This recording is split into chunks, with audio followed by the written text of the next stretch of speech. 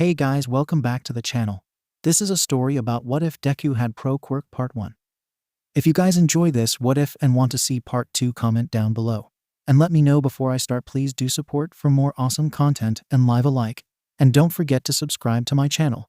And also share this video with your friends and check out the description in my playlist. The author of the story SpeakerForTheDead from 𝐴3. So let's start the video. Prologue. 𝐬𝐻𝐸 is 4, and he wakes up every morning excited. Maybe this is the day he gets his quirk. All the other kids are slowly getting theirs: extendable fingers and bat-like wings, elastic body, and minor telekinesis. And of course, there's his best friend 𝐀𝐦, with the most heroic quirk ever, explosion. They're gonna be great heroes together once 𝐬𝐻𝐸 gets his. Every day that passes without one showing up, 𝐀𝐻𝐸's sneer gets wider. And 𝐬𝐻𝐸's dreams are filled with the clashing of metal on metal. 𝐬𝐻𝐸 is 5 and his parents take him to the quirk specialist. They are worried that he's a year past the standard time for one's quirk to appear and nothing has happened. The doctor takes x-rays and runs tests and assures the 𝐷𝐸𝐻 that he doesn't have the toe joint that indicates quirklessness and is likely a late bloomer or has a so-called invisible quirk with absurd activation requirements. Hisashi and 𝐴 breathe a sigh of relief at that, a puff of smoke huffing from the fire breather's mouth. There's nothing wrong with being quirkless. They just know if he was then 𝐬𝐻𝐸 would have a more difficult life. 𝐬𝐻𝐸 is 6 and 𝐀𝐻𝐸's sneer has turned from mild annoyance to anger and bullying. Deemed quirkless by the council of his fellow 6-year-olds, because no quirk has reared its head yet, 𝐬𝐻𝐸 is an outcast. Dubbed a useless Deku by 𝐀𝐻𝐸, his best friend, he comes home with bruises explained away by roughhousing amongst children. 𝐬𝐻𝐸 is 7 and is stronger than anyone in his class. He takes the annual fitness test, and they find that he's stronger and faster than most people twice his age.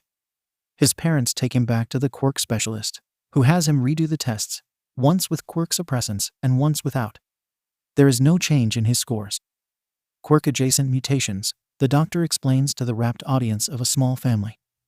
Your body has adapted to better utilize your quirk, making you stronger, faster, and having better reflexes.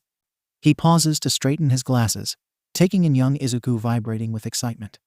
I predict that by the time you hit puberty, you will have athletic abilities just beyond what a dedicated baseline human could achieve. 𝐬𝐻𝐸 is ecstatic.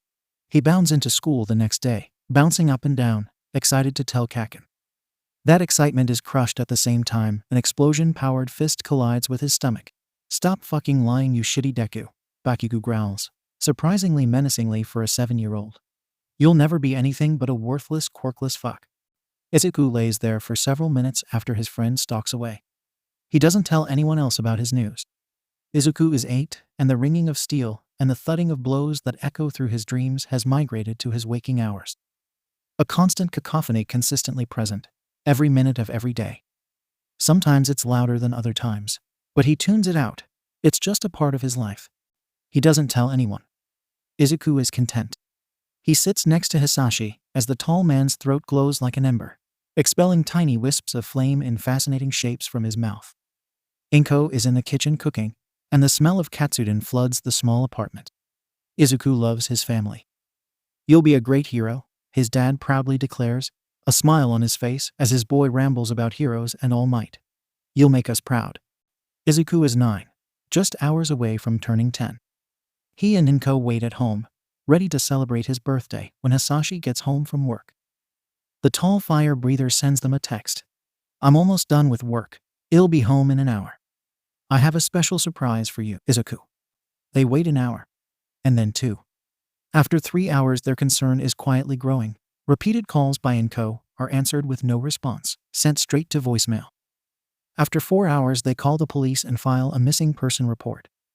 A detective with kind eyes and a lie detector quirk takes their statement and promises that they'll do their best to find Hisashi. A month passes, with no leads, no clues, and no hope. The police shuffle the case to a lower priority and 𝐴 cries. 𝐬𝐻𝐸 doesn't. Whether the tears are dried up by the years of bullying and the crackle of explosions, or from the surreptitious whispers of the neighbors, or the blatant taunting of his schoolmates, he does not know. Did you hear his dad left? I heard it's because he couldn't stand to have a quirkless son. It's no surprise with such a worthless fuck for a kid, snarls 𝐀𝐻𝐸. All of his protests are ignored. All his claims that he's not quirkless unfounded. No one cares. 𝐬𝐻𝐦 presents him with Hisashi's surprise. A limited edition Silver Age All Might hoodie. Original condition, 5 sizes too big. So you can grow into it, his mom explains. We wanted you to have it for a while. Izuku hugs his mom and tries to imbue as much gratitude and love as he can into the embrace. They hold each other for an hour before they break apart and watch a feel-good movie to help cheer up. Izuku is 11 and has taken to wearing Hisashi's jackets and hoodies when he goes out. He is positively swamped in the garments that hung on his dad's massive frame, making him look even smaller and scrawnier than he is. But they smell like smoke and mint, the scent of Hisashi's quirk, and he takes comfort in the knowledge that there's a part of his dad with him. Izuku is 12, and he begs his mom to let him learn to fight, arguing that he will need to know as a hero, and getting a head start before his quirk comes in can only help. 𝐻𝐻𝐬 hems, haws, and listens to his argument, but agrees to nothing. Izuku will ask again next month, and the next, and the next, and the next. Izuku is 13, and he gets in an argument with his mom. It wasn't their first argument, not even the first on the subject, him being a hero. But for some reason, it blew out of control and ended with Izuku leaving the house for a run to blow off steam. He ran for what seemed like hours, slowly calming down, before he realized that his mom was just worried about him and didn't want to lose him. Sighing, he began looking for a train station to make his way back home and apologize. Once he found one, he noticed that the line was shut down due to a villain attack near a shopping center. Grumbling slightly, his musing on whether it would be better to wait for the train to reopen or to run home was interrupted by his ringtone. A phone call is here. A phone call is here. A phone call is he. Waving off the annoyed glances of the other people in the station, he quickly answered his phone. Hey, Mom. Izuku, honey, I want to say I'm sorry. No, I'm sorry, Mom. I realize you're just worried about me, and I shouldn't have blown up on you. It's just, this is my dream. I know, Izuku. That's why I wanted to apologize. I shouldn't be trying to hold you back from your dream. She sniffled a bit over the phone. Can you make me a promise, Izuku? Of course, Mom. Be the best hero you can be, baby. Make me and your dad proud. She cut off her sentence with a gasp. Mom, Izuku exclaimed, slightly frantic. Are you okay? I'm fine. The grimace was evident in her voice. I just stubbed my toe. You should be more careful, Izuku chided playfully. I've got to go. Mom, I'm trying to catch a train. Okay, honey. I love you very much. Please, always remember that, okay? Are you okay, Mom? I'm fine, she reassured. I'll see you soon. Of course, Mom. I love you too. Grinning, he decided he would chance the run home. I'll see you soon. He hung up and began his run home, not heeding the sinking feeling in his gut. As Izuku jogs up to his house, the first thing he notices is the police car out front and a familiar kind-eyed detective and his feline-headed partner standing near the door. The second thing he notices is the ringing of steel and the clashing of metal growing louder in his mind as his stomach sinks. Ah, Midoriya, Detective Tsukachi calls as he draws near. We're going to need you to come to the station. There's been an accident. The noise in his head grows louder. It's your mother, and louder. She was caught in a villain attack. And louder, drowning out the detective's words. I'm afraid she didn't make it. Izuku falls to his knees, hot tears dripping down his face. The clashing and noise growing louder till everything goes black. The next month passes in a blur. His mother died, torn from life by an errant fireball from one of Endeavor's fights. Izuku saw the footage, saw the carelessness that the pro fling his quirk around a shopping mall while battling a minor villain, saw the fire careen into the shop his mom was in, sending it up in flames. Endeavor goes before a tribunal, and they convict him of negligence on the field of battle. His punishment? A 2% dock in pay, with 1% going to the store owners and 1% going to the family of the victims. There was only one victim, and there's only one member of the family left. A measly 1% for the life of a mother.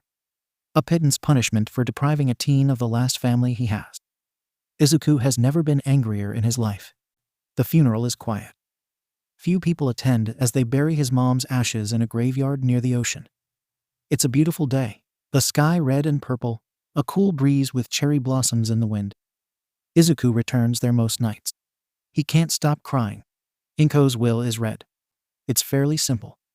All her possessions and wealth go to Izuku, and Izuku is to become an emancipated minor on 2 conditions. He attends and completes high school. He stays with the family of 𝐀𝐦 𝐍𝐭 until he is 18. It's as this is read that Midoriya realizes he never told his mom about 𝐀𝐭's bullying and torment, and that the family she chose is almost certainly the Bakugas with how close she and Mitsuki were.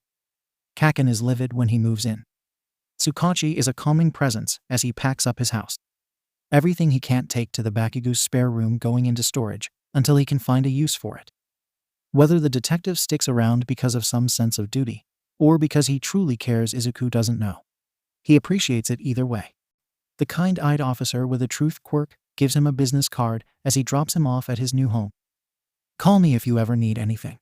That's my personal phone, and I'll be there if you need me." With a wave and a tip of his hat, Tsukachi drives off and Midoriya makes his way into his new home. 𝐀𝐭 luckily can't do anything under Mitsuki's eagle eye, so the bullying is confined to school and the alleyways like it always had been. Midoriya starts taking some online classes so he won't have to attend full-time next year, and life moves on. The Bakugas have a nice house, but it's not his home. He weathers 𝐀𝐭's irate glares with practiced ease, but Mitsuki and Masaru are kind. They just don't love him. Not that he truly expected them to. After all, he is not their son, not their blood. But as a consequence, he spends most of his time out of the house, either running endlessly, the pounding of feet on pavement keeping his head occupied, visiting his mom's grave, or tracking down hero fights and writing every bit of analysis he can eke out into his notebooks down. He is rarely there. Some nights he even sleeps in the park. Nothing but his dad's jacket and the stars for company. He begins letting his hair grow out, some half-formed notion of styling it like his mom's as a tribute guiding his actions. He goes to school. He analyzes heroes. He mourns. Life goes on. Izuku is 15 now, and though he has had a growth spurt and stands at a respectable 6 feet tall, he hasn't changed much. He is still gangly and swamped in oversized jackets. His hair has grown out and is in the length in between possible styles, leaving it hanging down over his eyes. His growth spurt has interfered with his coordination, making him stumble over nothing and his own feet. He is the epitome of the awkwardness of puberty and teenagedom, which is why it's no surprise that on his way back from a hero fight in downtown Musutafu, he trips over the air and face plants painfully into the sidewalk. Grumbling softly, he picks himself up and takes in the sight of the oddest building he has ever seen.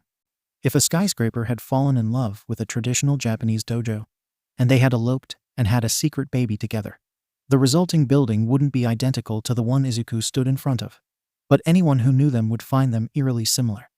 He had passed this spot at least once a week for 10 years, and had no memory of seeing such a strange building. Nevertheless, remembering his promise to his mom and his need to learn to fight, Izuku, noticing the open sign, pushed open the door and entered the dojo with the accompanying jingle. The inside was standard for dojos, at least based on what he had seen online, with the exception of an array of weapons hung on the padded wall. Staffs and clubs, swords and spears, and even what appeared to be nunchucks adorned the walls. In the center of the room sat a hulking man, in a pose reminiscent of meditation, with his eyes closed. In the corner, there was a ratty couch seating what appeared to be a small orange cat and a giant yellow caterpillar. As if moving of their own accord, Izuku's feet carried him to a section of the wall that held both a European sword and a vaguely familiar mask.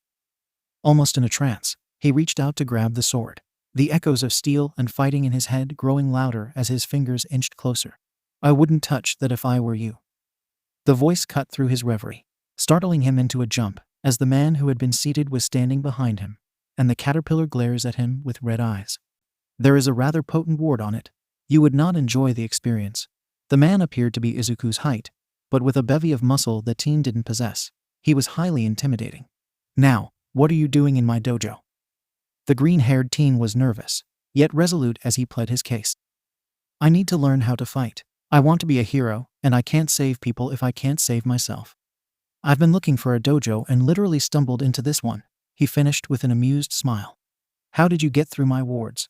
the man asked, slowly circling the teen. "You're what?" "This isn't a normal dojo. Only someone who already knew the location or was of true heroic spirit could have found it." "I don't know about that," Izuku says incredulously. "I've been coming this way for years and have never seen this place before." The dots in his mind connected. The mask on the wall and the large man's talk of wards suddenly thrust the identity of the man into his head, and he gasped. "You're the pro-hero Bastion. Formerly ranked 42nd, you retired 5 years ago. Your quirk can produce wards and shield based on your own energy. He whipped out his analysis notebook. I have so many questions for you. Hold on now. Bastion holds up a hand to stop the muttering. What do you think? The cocoon on the couch shrugs and the cat meows. Well, it looks like 𝐬𝐻𝐬 and 𝗏𝗏𝗏 are fine with you. The man shrugged his intimidatingly large shoulders and held out a hand in greeting. Welcome to my dojo.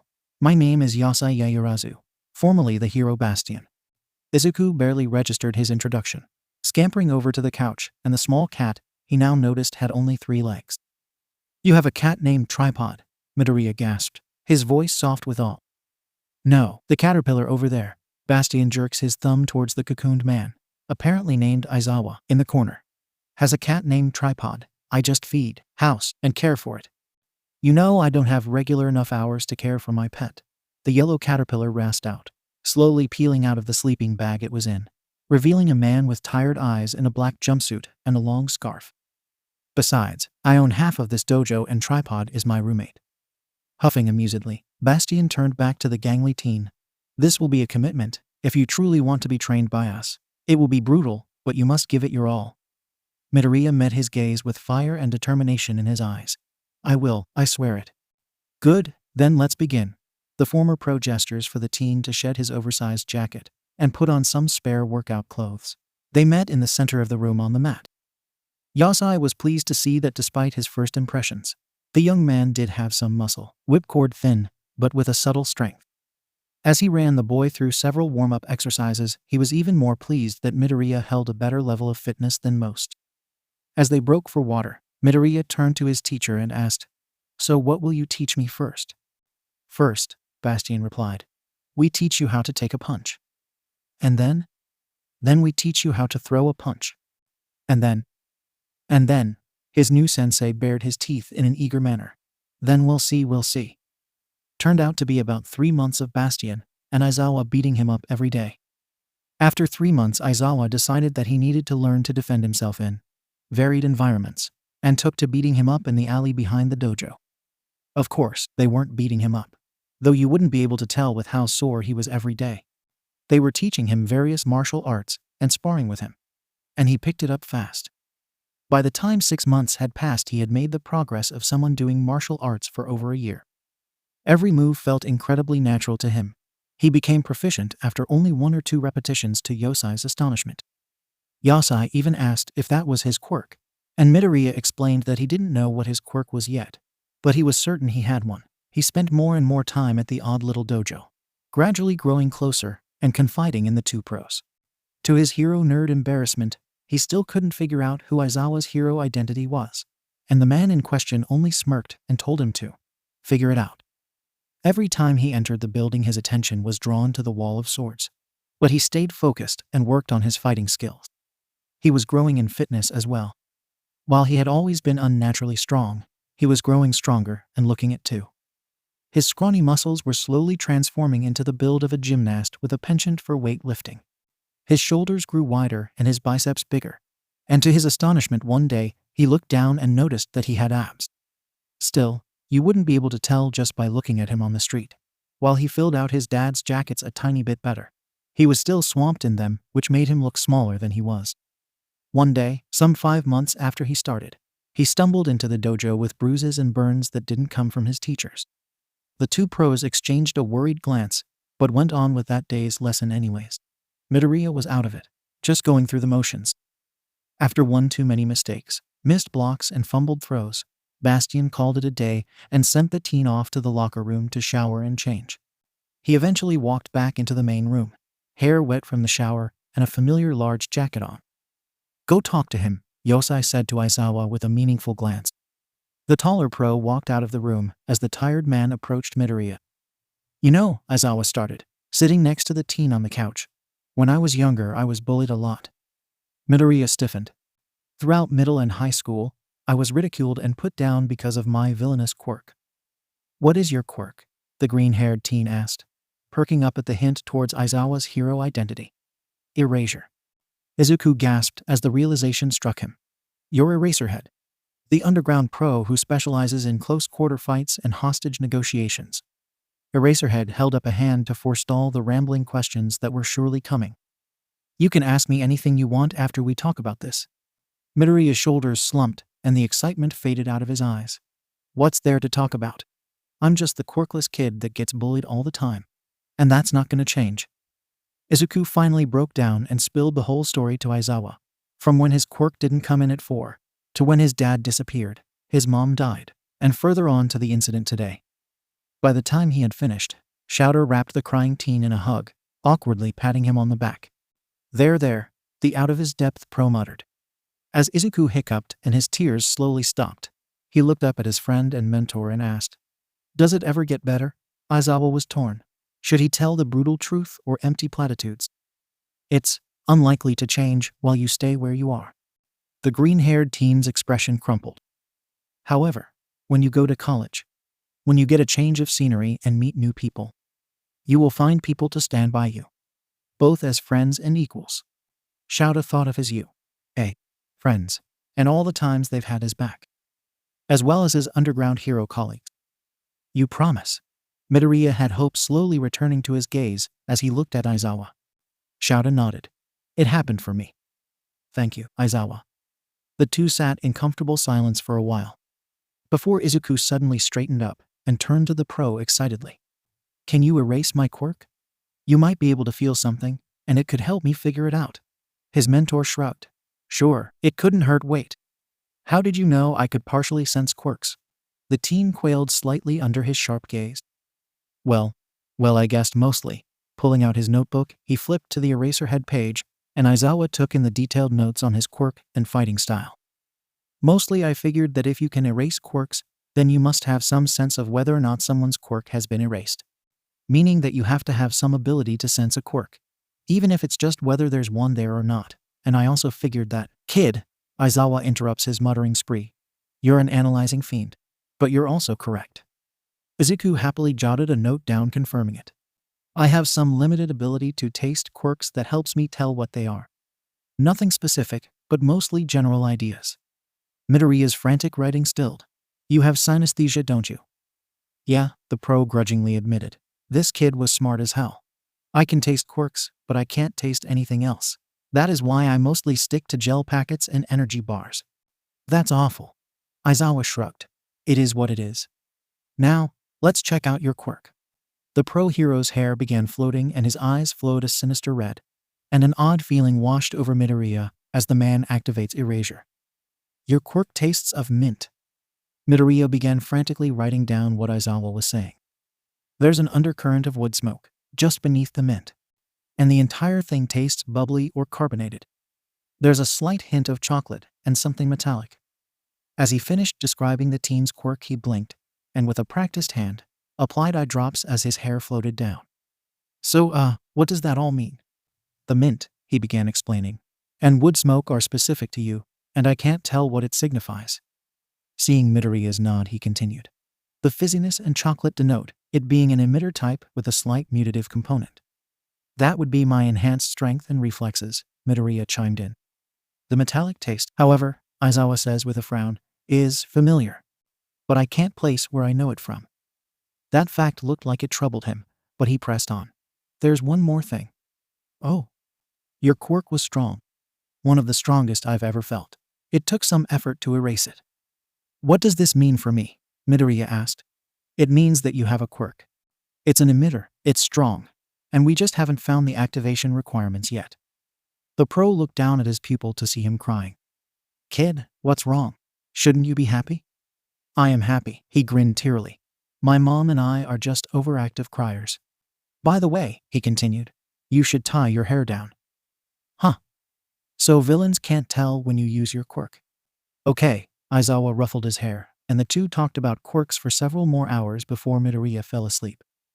What Izuku didn't notice was that for the short time his quirk was erased, he heard nothing in his head. Thing changed. Bastian gave him a key to the dojo and let him have a room on one of the upper floors. It was odd, a dorm-style hallway with 12 empty rooms, and a steel door with several levels of biometric locks on it at one end, and a rec room on the other. Taking it all in, Midoriya could only shake his head. This is the oddest building I've ever been in.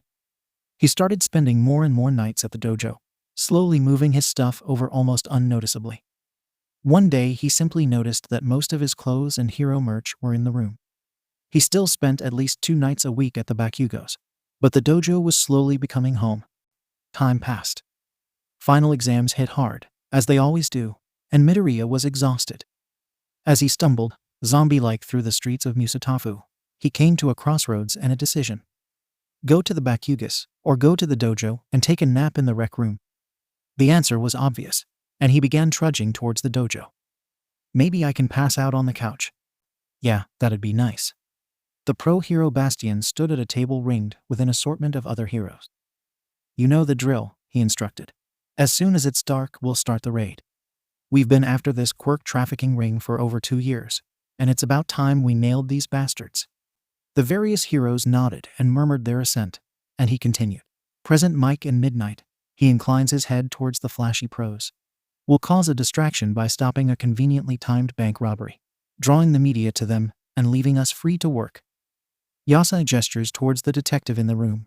Detective Tsukachi will lead a squad of officers to us once we've made it in, and Panacea and I will remain outside to offer support and direction, as well as catch any stragglers. You 3, he says to the trio huddled together at one corner of the table, will go in the back. While you 2, he says to Aizawa and another hero, will go in the front. Standing tall, he addresses the squad. We do this clean. No muss, no fuss, no mistakes, just like we've done 100 times before. His gaze swept the room. Are there any questions? The underground hero Proxima raises her hand. Are we expecting anyone else? No. Why? Because someone just entered the building. Everyone stiffened and subtly readies their quirks and weapons as the hero Chameleon makes his way to the door, hiding next to it and blending seamlessly with the wall. After a couple of minutes, the handle jiggled and the door opened slowly. In trudged a tired-looking teen, with long green hair and bags under his eyes. A cutting motion Bastion's hand set everyone at ease, and they all watched in silence as the boy stumbled over to the couch, oblivious to everyone in the room. He reached the couch, fumbled behind it till he pulled out Aizawa's spare sleeping bag, and with a hissed yes, cocooned himself in it and collapsed onto the couch asleep. Oh my god, someone whispered. Does Aizawa have a kid? The perpetrator of the comment was promptly smacked in the back of their head with a capture weapon. When Midoriya awoke after his nap, he felt odd. Warm, and with a comforting weight pressed against him, he had slept well. It almost felt as if several small animals were sleeping on his lap. He slowly opened his eyes, and then immediately froze up at the sight that greeted him. Hey, Aizawa? Yeah, kid? Why are the pro heroes Midnight and Present Mike sprawled across our laps like a bunch of cats? 𝐻𝐸𝐬 snorted in amusement. Because I fed them once, and they followed me home. Haven't been able to get rid of them since. Awa 𝐻𝐸𝐬, I knew you cared. Present Mike yawned as he stretched and woke up. Now who are you, little listener? Aizawa's secret child. As Izuku sputtered incoherently at the voice hero's question, he noticed the rather long legs in his lap belonged to the R18 hero Midnight, and promptly blushed so red he quit stuttering. Leave the kid alone, Bastion calls out amusedly, drawing Midoriya's attention to him. Welcome, he spreads his arms wide, gesturing to the building with pride. To the national headquarters for underground heroes. Midoriya slowly took in the battered rec room he was familiar with, filled to the brim with strangers in hero suits, and his eyes shined in amazement. In the corner there you have the 3 Stooges, Double Tap, Chameleon, and Pathfinder. Yasai begins the introductions. We prefer the 3 Musketeers, one of the trio, who was getting his head bandaged, called out. Healing up Pathfinder, there is Panacea, our resident medic.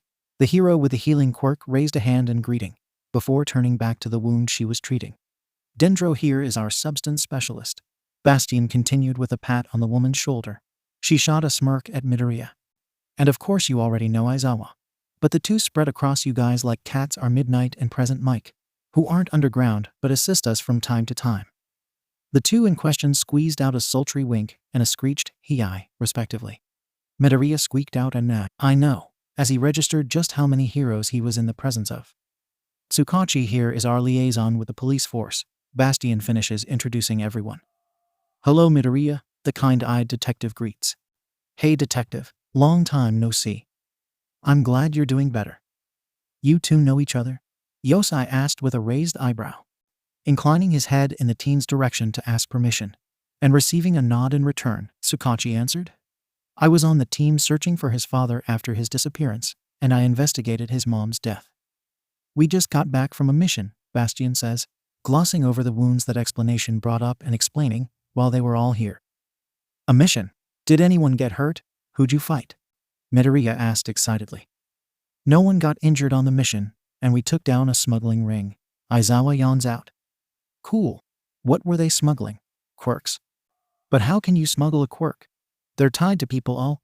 The mood got somber for a minute before Midoriya asked another question. "Wait, if no one got injured, then what happened to him?" Pathfinder looked up at the question, wincing as the movement pulled on his cut. "Well, you see, he was vanquished by his greatest foe, 𝗲𝗵𝗵𝗺. A real tough villain, sturdy as concrete and immovable as a rock," 𝐀𝐦 continued. "A sneak attack caught our valiant hero by surprise, but he fended off his nemesis, escaping with but a scratch. 𝗲𝗵𝗵𝗺 finishes." "Awa, guys, you make me sound so cool," Pathfinder coos. He tripped and fell on a curb outside the building.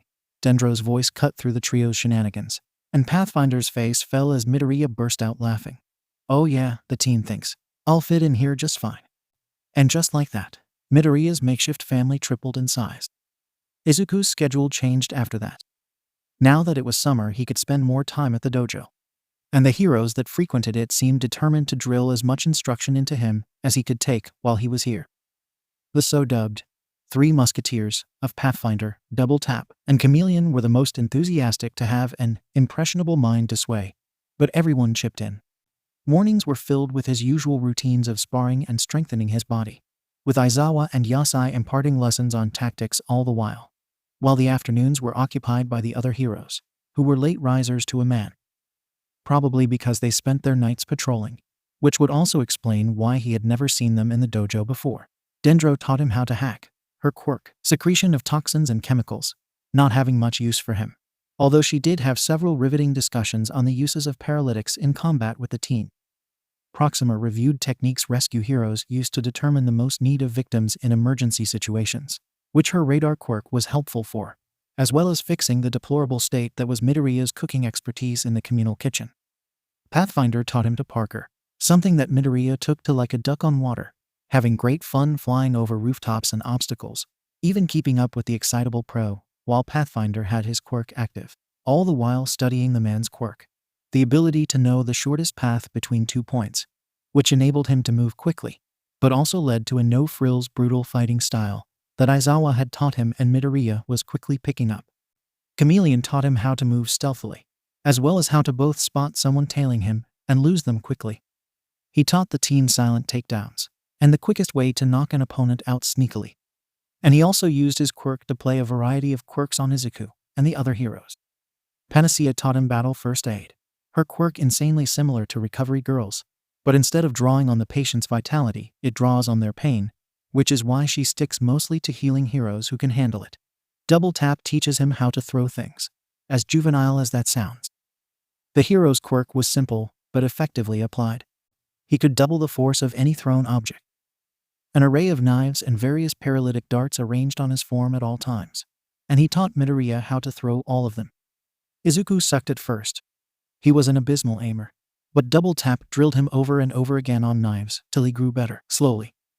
The hero also had the team learn to effectively throw less conventional things such as books, water balloons, and thumbtacks. Present Mike tutored him in English oddly enough. The hero was passionate about it, and seeing how Midoriya was a dab hand at the language, dragged him to a number of Shakespeare's plays in the language. The voice hero also instructed the teen on rapid memorization, given how it is useful in hero work. Midnight decided she would teach him to flirt. As horrified and mortified as he was at that, and despite the rampant blushing he experienced, he couldn't argue her reasoning. "You're going to need to be able to talk to people," she explains as he squawks alarmingly at her suggestion. "You can't stay as nervous as you are and be a hero. And you especially can't freeze up around women." But Midoriya was grasping at straws now. "Maybe I won't need to talk to women." Midnight gave him a pitying look that said, "Oh honey," and simply gestured to his well-toned body, causing him to blush even more. Tick, tick, tick, went the clock. Of course, it wasn't an actual clock, more of a mental one. counting down the days till the UA entrance exam. Tick, tick. Time ticks away and his 17th birthday nears, and he feels edgy, unfulfilled, something in him yearning for more as he enters the dojo every day. He hasn't enjoyed his birthday, not since his dad disappeared on it and his mom died that month, which is why he makes no big deal of it and tells no one at headquarters. The swords on the wall catch his eyes, as they always do as he enters on the day of his birth. But the thudding of knives into the wall draws his attention away. You know, he says as he slings his bag onto the couch, plopping down next to a very bored double tap. 𝐻𝐸 is going to kill you if he catches you putting holes in his walls again. He's not going to find out, the hero says with a shrug, getting up to retrieve his knives from where they're embedded in the padded walls. Besides, I'm not scared of him. Sitting back down, he begins the repetitive task of throwing his knives before offering one to Midoriya. Want to go? No thanks, the teen snorted. I choose life. Besides, I need to find Aizawa.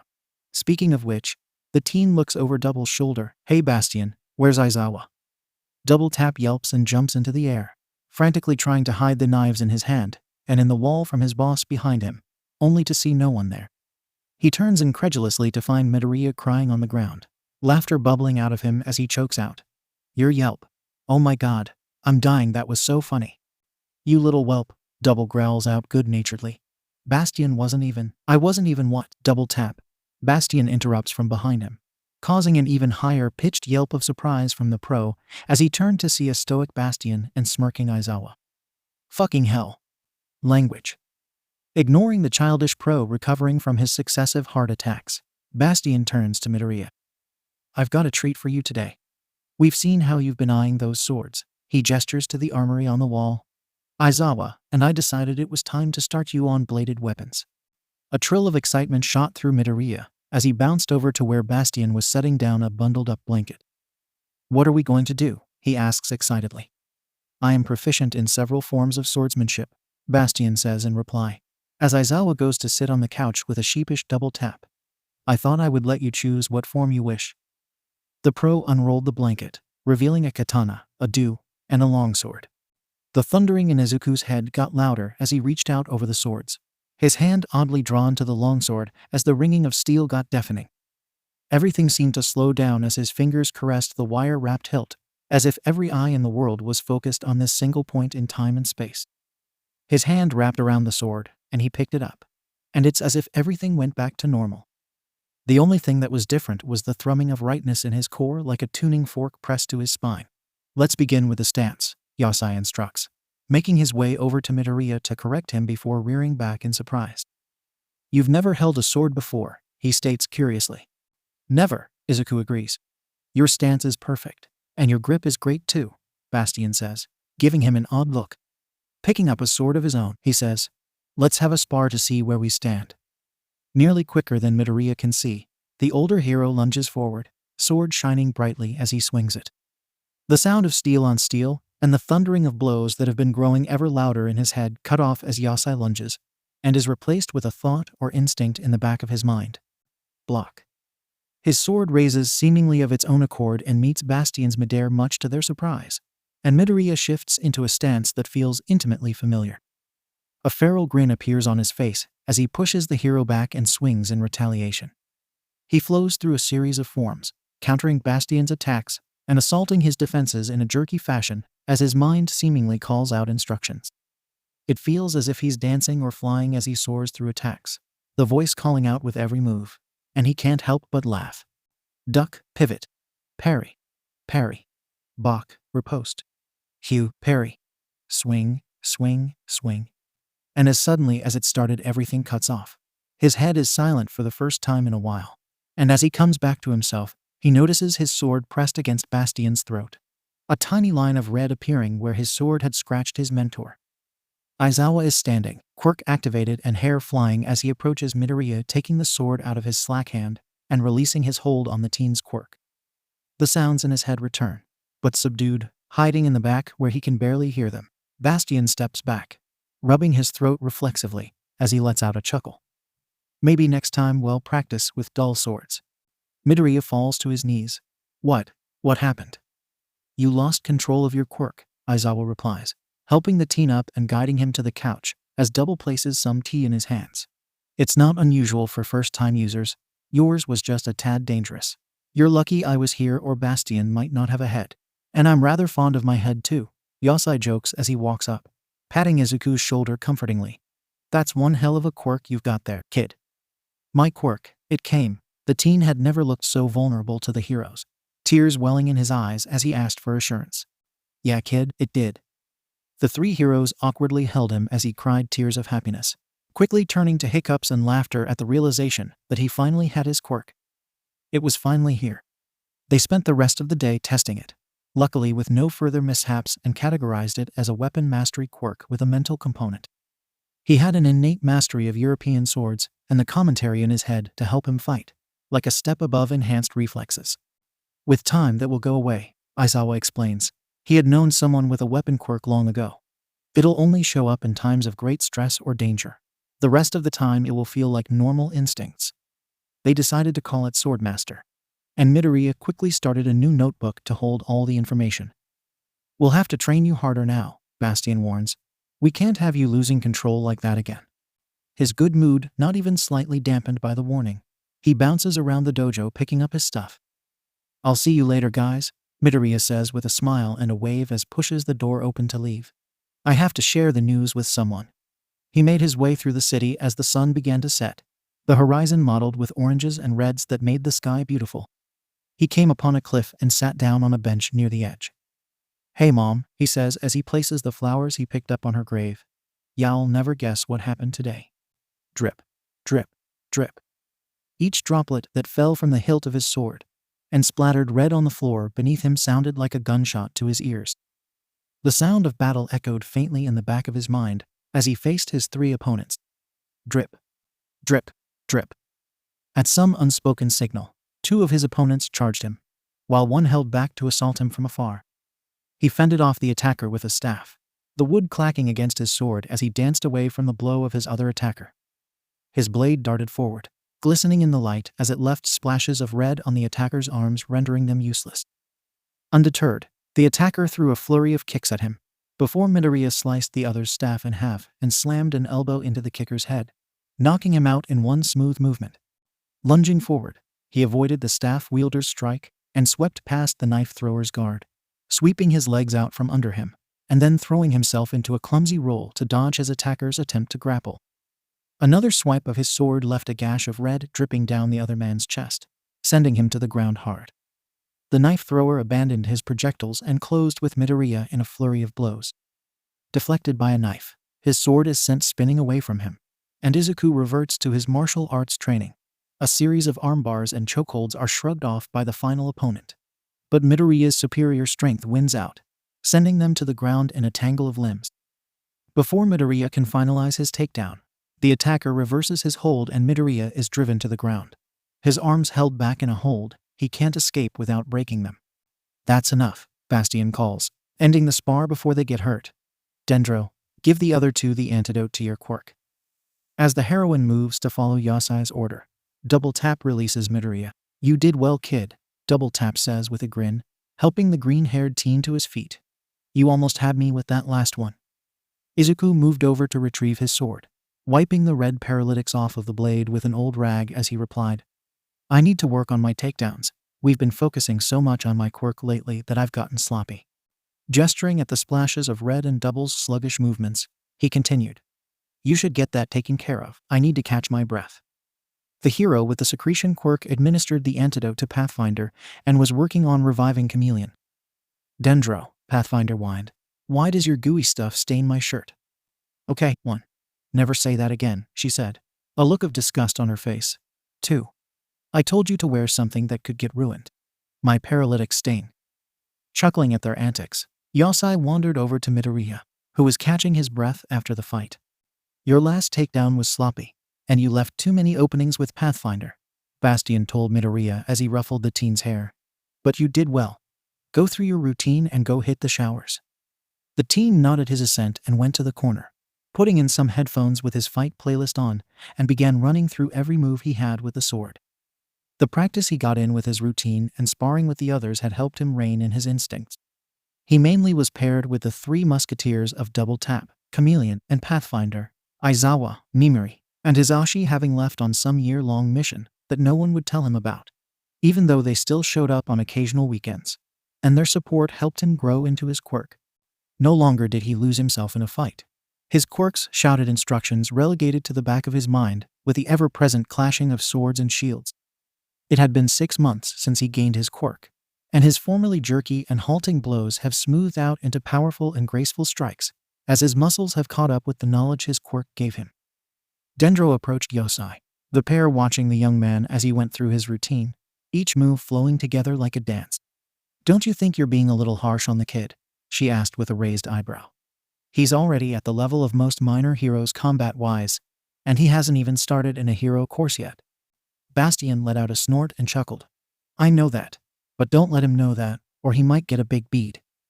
He was silent for a moment as if pondering his answer. "There's a storm coming. You've heard the same rumors I have," he said gravely. "Villains are moving through the underground in numbers they haven't since All Might's rise.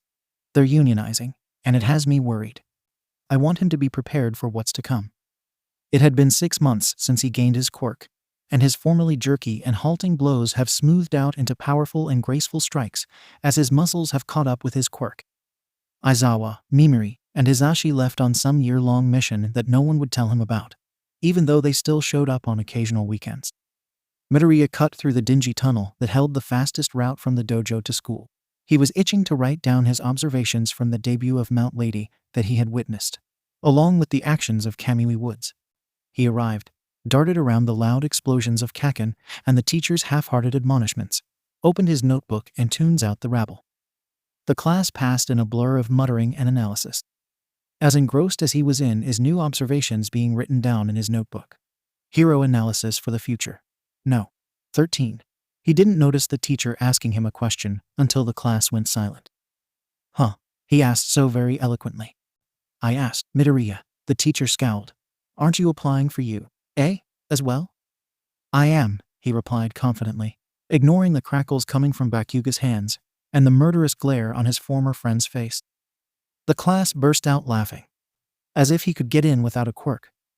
"Yeah, weak, worthless Deku will probably try to outcry the other candidates." The teacher managed to rein in their students, and Midoriya kept his head down as class finished up. He tried to quickly pack up to avoid the coming confrontation, but was too slow as a hand slammed onto his desk, singeing it. "Deku." Bakugo spit out the nickname like it was a curse. "I the only one from this shitty school who's going to 𝐸. So you better not even think about applying." "It's my dream, Kaken," Midoriya replied calmly, not betraying the nervousness he still felt in the face of his childhood tormentor. "I won't give up on it." "What's this?" One of the goons snatched up his notebook and tossed it to Bakugo. "Hero analysis for the future." Bakugo activated his quirk on it, charring the pages and mangling the cover. "What a joke. You'll never become a hero, Deku. You'll stay a worthless shit forever." With a smug grin, he tossed the notebook out of an open window, and Midoriya heard an audible splash as it landed in the koi pond 3 stories below. "You should give up," Bakugo growled, stalking towards the exit. As his eyes teared up involuntarily, Izuku heard one of the lackeys sneer. "Gonna cry? Gonna go see your dead mommy who was just as worthless as you, too ashamed to stay alive for her son?" Izuku flinched at the barbed comment and the sound of an imminent explosion, but the blow never came. Instead, he opened his eyes to see Bakugo holding his henchman against the wall, hand around his throat. "I don't give a fuck what you say to this shit nerd," he growled at his quaking classmate. "But you leave Auntie Inko's name out of your fucking mouth." Letting the teen sink to the floor, he turned to Midoriya. "If you really want to be a hero, you should follow that notebook and jump out the window. Maybe you'll get a quirk in your next life." Izuku's blood ran cold. Kaken's abuse had been intense over the years, mostly beatings and insults. But the explosive blonde had never gone this far. "You can't go around telling people to kill themselves," the teen thought. "What if I really jumped? What would you do then?" He couldn't be a hero then, no matter how impressive a quirk he has. As Katsuki and his lackeys began to exit the room, an idea struck Izuku. "Maybe you're right," he calls, picking up his backpack and turning towards the window. "I think I will jump." Exclamations of surprise welled up behind him as he darted for the open window, and the last thought he had before he defenestrated himself was, "Thank God for Pathfinder's Parker lessons." He bounced off the tree and slid his way down, landing in a roll and springing to his feet in one smooth motion, grabbing his notebook from the pond and sprinting off as a screech of "Deku" rang out behind him. After about a mile, he slowed down to a jog, shaking out his notebook and huffing a laugh as he thought of his stunt. The motions of the laugh drew his attention to some pain in his side, and he lifted his shirt as he passed through the tunnel shortcut. Giving a short nod to 2 middle school girls taking the same shortcut, he stepped off the path to check his wounds. "Shit," he hissed out, taking in the sticks and twigs embedded into his side. They weren't very deep and wouldn't need stitches, but he'd wait till he got to the dojo so he wouldn't bleed everywhere. Preoccupied with his injuries, he didn't notice the manhole he walked over rattle slightly. He didn't hear the clashes of swords on armor at the back of his head grow louder till his instincts shouted at him. "Duck." He threw himself to the side, just as a massive tentacle of slime crashed through the space where his head was moments before.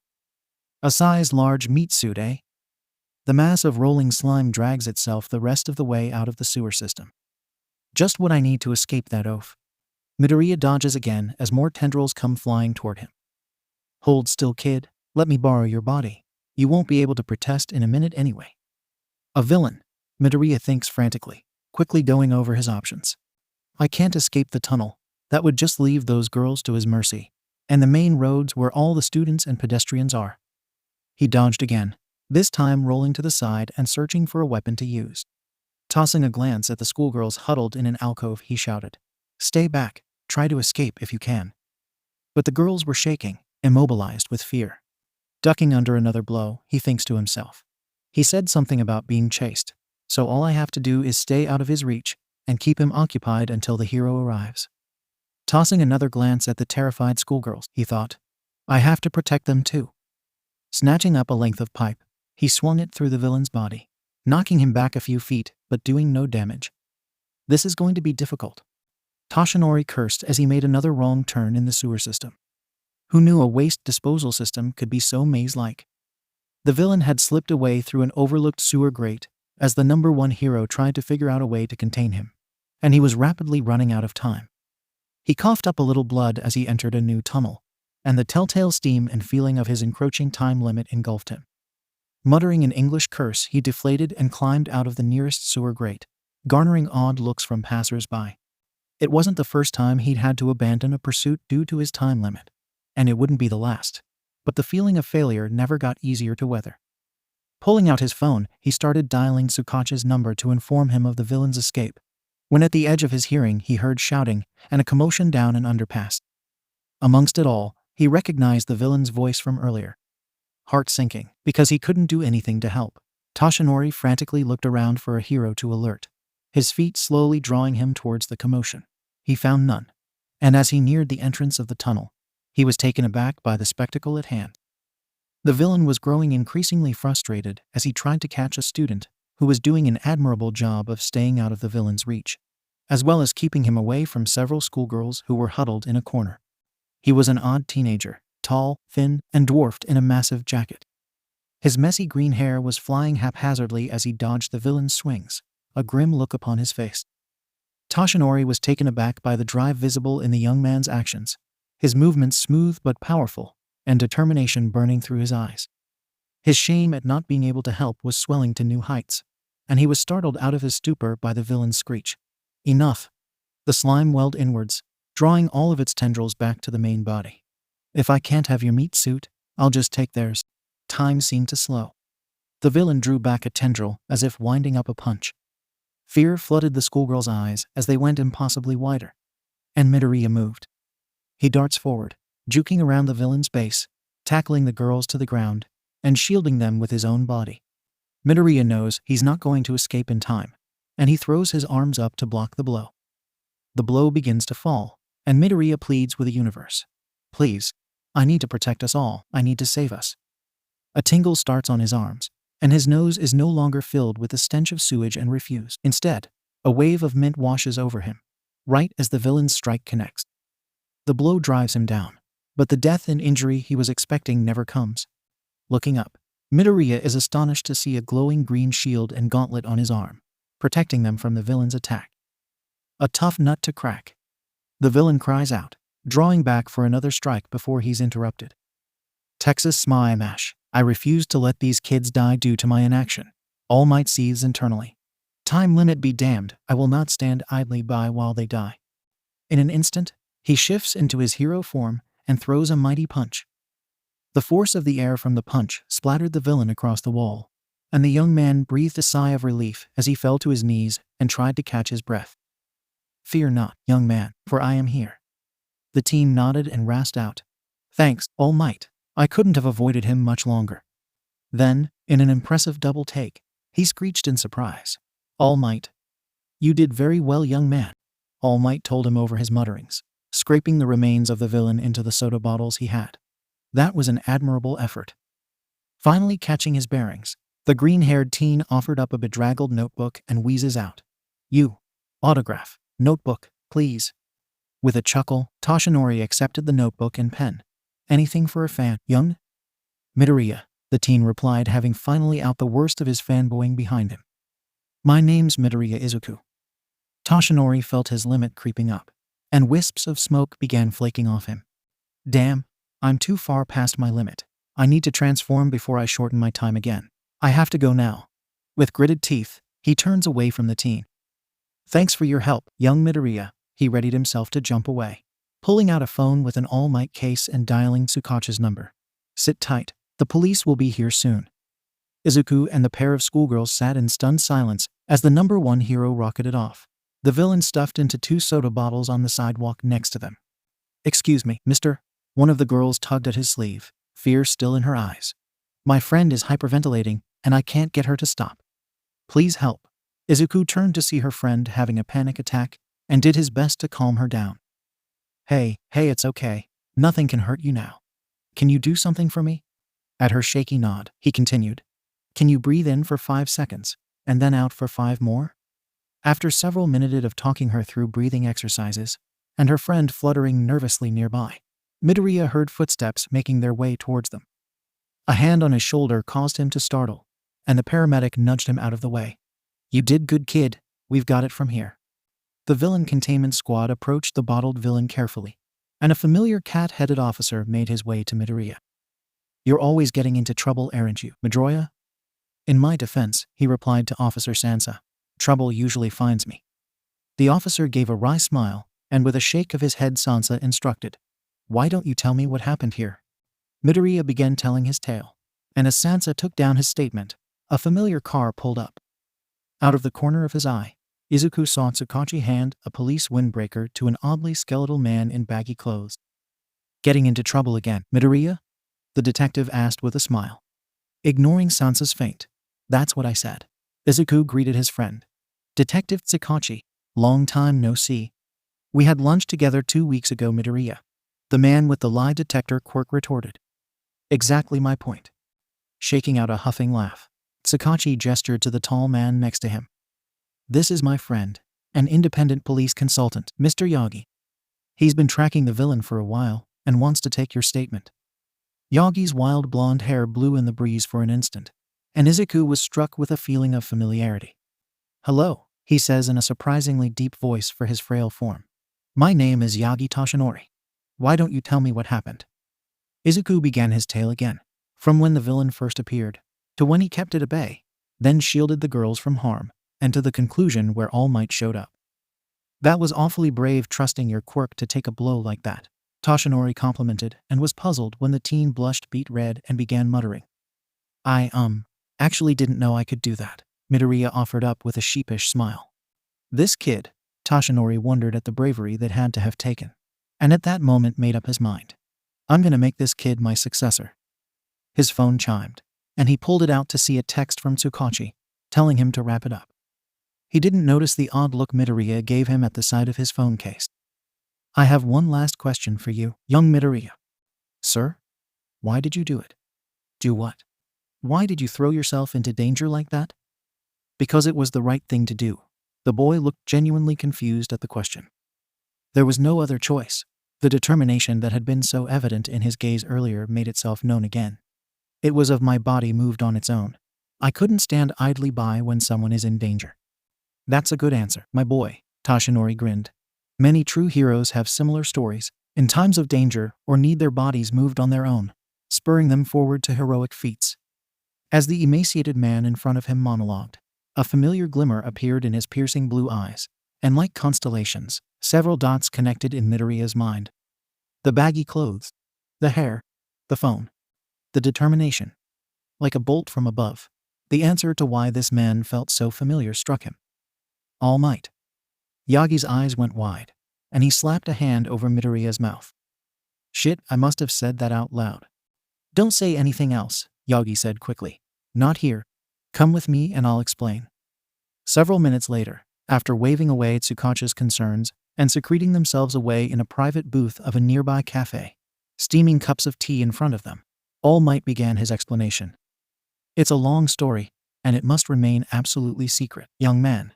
At Midoriya's frantic nodding, he wove his tale. 5 years ago, I got into a fight that gave me this wound. He pulled up his shirt, and the boy gasped in horror at the expansive scarring evident on the hero's chest. 5 years ago. Was that toxic chainsaw? Midoriya muttered. But that makes no sense. You did several rescue operations later that month. You really know your stuff, fanboy, Toshinori Riley replied. But no, toxic was no match for me. This fight was with an old foe and wasn't publicized. Toshinori coughed up some more blood and waved off Midoriya's concerned gestures, continuing his explanation. This wound has forced a time limit on me. I can only hold my hero form for a little over 3 hours a day. That's insane, Midoriya ponders. You're the symbol of peace, the pillar of society, and you're shackled like that? All Might gave a grim nod. You see now why this must remain secret. I do. It's just, the green-haired teen looked uncertain. Why are you telling me? Several reasons, I suppose, Toshinori explained. You figured out my identity on your own. Your determination and spirit against the villain show that you are perfect to be my chosen successor, worthy to inherit my strength and my quirk. Ah, that makes sense, Midoriya nodded, taking a sip of his tea. Then, what All Might had said registered, and his tea quickly vacated the premises of his mouth in an impressive spit take. What? Shushing him quickly, All Might explained his quirk, one for all, a sacred crystallization of power passed down from generation to generation, from his mentor to him, and now hopefully from him to Midoriya. Midoriya was shell-shocked. A quirk like that had never even been theorized before, and his analyst's brain was buzzing with possibilities. At the same time, however, he thought about everything he was learning with Bastion and Aizawa, and how busy he was with training. He looked down at his hands and pondered the new developments with his quirk, which would likely keep him busy. Is it okay if I take some time to think about this? He asked nervously. All Might looked taken aback for a second, before his expression transitioned to one of understanding. Of course, young Midoriya, this is a life-changing decision. Take all the time you need. They finished their tea and exchanged numbers before going their separate ways. Midoriya's eyes were drooping as he finally makes it to the dojo, the adrenaline of the day quickly fading. He doesn't encounter anyone as he slings his book bag into the corner, falls face first into the couch, and drifts into a nap. He awakens some indeterminate time later by someone poking his face. Hey, kid. It's Bastion, and he's nudging the teen with a pool cue. So, care to explain why you're bleeding all over my couch? Midoriya blinks the last vestiges of sleep from his eyes as he looks at his mentor groggily. It's a bit of a long story. In his room later, after explaining the day's events, minus some major secrets to Bastion, Izuku gazes at his hands in contemplation. He remembers the answer to a question he had asked Yasai long ago about his quirk. You have to focus on the feeling, and have a concrete idea of what you want to be formed. My quirk requires a strong will and a vivid imagination. Closing his eyes, he focuses on the feeling from earlier, the yearning to save, the need for protection. A hint of mint wafts around the room, coming not from his dad's jacket, but himself. He opens his eyes to see a pair of glimmering green gauntlets formed around his hands. He can feel the energy they're draining from him as he inspects them with wonder, a shimmering, near-translucent armor that is cold to the touch. He focuses, and they spread to cover his arms as well before the strain becomes too much, and they flicker out of existence. Panting from the effort that it took, he nonetheless grins happily. Oh yeah, I can work with this. Izuku's leg bounces nervously as he sits in the waiting room of the quirk specialist. The childlike illustrations on the wall always set him on edge, and he feels out of place being the only person over the age of 6 there for a quirk appointment. He sighs in relief as his name is finally called, and he is ushered into the back. Dr. 𝐀𝐦 will see you now. The familiar face of the doctor he's been coming to since he was a child comes into view. Hello, doctor. I want to talk to you about my quirk. Ah yes, Midoriya, come in. His quirk specialist gestures for the teen to sit down. Your quirk is rather unique, Swordmaster, wasn't it? Weapon mastery quirks are exceedingly rare, and it is even more unusual to see one where your parents don't have weapon quirks. The doctor seems as excited to talk about Midoriya's quirk as he always is, and Izuku is committing his explanation to memory to write down later. Of course, both your parents were orphans, so we don't know your grandparents' quirks, so it's possible it skipped a generation. Midoriya nodded, indicating that he knew all of that. Also, the mental instinct portion in addition to your mutations makes you and your quirk a real joy to study. Thanks, doctor, that makes me feel all warm inside. Midoriya snarks. Shrugging off his jacket, Izuku stands up. There's been a bit of a new development with my quirk, he explains. Do tell, the doctor said with a raised eyebrow. Midoriya took a deep breath, and a wave of mint swept the room as glowing green armor formed around him. My, the doctor said. Now that is intriguing. A wide grin split his features. Let's run some tests.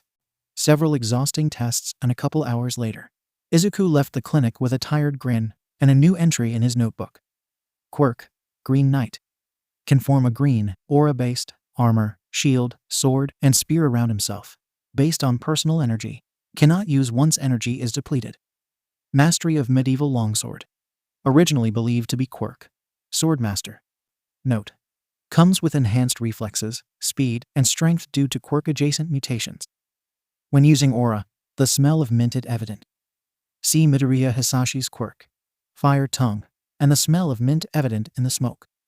Midoriya had been doing a bit of soul-searching, trying to decide if he would accept All Might, his idol's offer. He knew that accepting it would make things more difficult for him, but he had never backed down from a challenge before. Some part of him knew, at a bone-deep level, that this was an offer he could not refuse, and he would never forgive himself if he did. His phone buzzed, knocking him out of his reverie. Unknown number. If you've made your decision, come to Dagobah Beach tomorrow afternoon. Unknown number. Bring workout clothes. Midoriya Izuku. I'll be there. Smiling to himself, he laid back on his bed and put in his headphones and hit play on a song he felt was appropriate, especially one line in particular. Now let's begin. This is literally a garbage dump. Exactly. Midoriya eyes the skeletal form of his latest mentor with a gimlet stare. Why are we at the dirtiest beach I've ever been to? Have you been to many beaches? That's not the point, Izuku exclaims exasperatedly. Dagobah Beach was a disgrace to the shores of Japan. The unfortunate placement of ocean currents and its location between major metropolitan areas made the beach a literal graveyard for trash and refuse, much too much for the city to clean up. The local denizens took advantage of the mess to dump their own trash, and the garbage piled higher and higher, obscuring the view of the houses lined along the street. The stench was nearly unbearable, and the mountains of trash peeked through the house's windows, instead of the ocean horizon. No one talked about it, just turned their head away and thought internally, I hope someone cleans up that eyesore. Which was apparently why Izuku and All Might were meeting in this literal shithole. Heroism these days is too focused on punching and defeating villains, All Might explains, eyes glittering against the setting sun. There are other acts of heroism, such as community service. Midoriya bit back his comment about the irony of All Might's statement, considering he was primarily known for punching things. This, the #1 hero swept his arm towards the veritable mountains of trash, is your first act as a hero, young Midoriya. Clean up this beach and return it to its former glory, Yagi exclaims, puffing up to his hero form for emphasis. There's only a year till the U.A. entrance exam, let's get cracking. With that, the teen stripped out of his oversized jacket and began the long haul of clearing the beach. The emaciated pro watched with mild surprise, as the boy he had originally thought was as muscled as a twig, picked up a washing machine with little difficulty and walked it to the dumpster, his muscles bulging. Maybe this will be easier than I thought, Toshinori mused. The two worked out a schedule that allowed Midoriya to continue his work at the dojo, while also completing the weight training All Might had set for him. Mornings at the dojo, and after school he would clear the beach of refuse. Two swords clash together, and Midoriya springs away from Bastion's return strike. Hey Yasai? The sword-wielding teen asks, parrying one of 𝗪𝗲𝗧𝗔𝗂𝘀𝗀𝗀's thrown pencils. I know 𝐀𝐻𝐍𝐻 is on assignment, but is there any way that I can practice sword fighting without my quirk? Bastien hummed as he considered the request. Advancing on Izuku in a whirlwind of steel. Quirk suppressants are expensive and hard to come by unless you're the police. Give me a week or so, and I'll come up with something. In the meantime, let's take a break, the pro says as his suddenly effortlessly parries his strike. Midoriya sits down on the couch next to 𝗪𝗲𝗧𝗪 and sighs in relief when 𝐻𝐻𝐻 man hands him a water bottle. Bastien stalks over to his office, rummaging around in his desk for something. Heads up. It was only thanks to his quick reflexes that Midoriya didn't get knocked in the head by the book Bastien sends flying his way. Looking down as it falls into his lap, he saw a very thick book on anatomy. What's this? A book my niece left lying around, Yasai calls, hip deep in a supply closet. And you should be glad she did. As you know, Bastien emerges from the office carrying a mannequin-like figure. Quirks are inherently dangerous. Even one like mine that are primarily defensive can kill if I'm careless. Yours, Izuku's mentor brushes through the now solemn atmosphere, is especially dangerous, due to it revolving around a deadly weapon. So, Midoriya asks curiously, wondering where his teacher is going with this. So we're going to be studying anatomy, Bastien replies, before 𝗪𝗲𝗧𝗪 adds on. So you can learn where to stab and cut someone to take them down, and not kill them. I had to learn as well, 𝗪𝗲 answers Midoriya's inquisitive look with a shrug. What with my quirk being so useful with knives and all. We'll be practicing on this. Bastien removes the covering on the mannequin, revealing a training dummy. 𝗪𝗲𝗧𝗪 interjects, apprehensive. Not to break up the somber mood or anything, but why does the dummy that you're going to be stabbing have my face on it? Oh, I don't know, 𝗪𝗲𝗧𝗪 replies with an evil grin. Why are there holes in my wall again? Ignoring the bickering of the two pros, Midoriya flipped to the front cover of the book. Inked there in an elegant scrawl were the words, Property of 𝐬𝐻𝐻𝐬. 𝐬𝐻𝐻𝐻, huh? That is an interesting name. You're progressing much faster than I thought you would, Toshinori remarks suddenly, startling the green-haired teen from where he is casually squatting a refrigerator, almost causing Midoriya to drop it on his toes. Don't startle me when I'm carrying stuff, Midoriya complains. You're very stealthy considering how loud you are as a hero, you know that, right? You're gaining muscle well, All Might continues, ignoring his protégé. And you've gotten a lot cleared for 3 months of work. Yeah, Midoriya explains, tossing the fridge into the nearby dumpster. I figure I'm about halfway done. There are only 9 months till the entrance exam, and I figured I'd need time to get used to your quirk, and that's why you started me when you did. Exactly, Toshinori nods sagely, internally abashed. I totally didn't think of that. Be that as it may, the deflated hero hedges. Be careful of pushing yourself too hard. I've known plenty of pros who have burnt themselves out by working harder, not smarter. Ignoring Izuku's pointed glance at his wounded side, Toshinori points to the wrecks of some cars and continues. How are you handling the larger pieces? Stretching languidly, and letting the spectral gauntlets fade from his arms, Midoriya explains.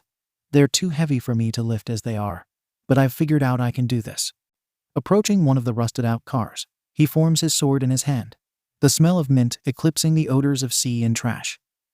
Drawing back his arms, he swings downwards like he is chopping wood and cleaves right through the hood, embedding his sword in the engine block. Swinging again and again, he slices the car into 4 pieces, each much easier to carry than a full car. Impressive. It's getting easier to hold my armor and weapons, Izuku explains, wiping the sweat from his forehead. I try to hold them for as long as I can while working, and the gloves help with the sharp edges. You're doing very well, young Midoriya, All Might says, puffing up into his hero form. I'm impressed. You'll be ready for one for all in no time. Thanks, All Might, the green-haired young man grins tiredly. I won't let you down. 39, 40, 41. I've figured out a solution for your request, kid. Bastien's voice cuts through the sound of Midoriya counting out his pull-ups. 42, releasing the bar and dropping to the ground. Midoriya quickly unstraps the weights tied to his ankle. You have an idea on how to practice without my quirk? The green-haired teen asks excitedly. Better than an idea, Yasai counters with a grin, tossing 2 objects to him. I have what we need here. Unwrapping the objects, Izuku is confronted with 2 oddly shaped padded wristbands. What are these?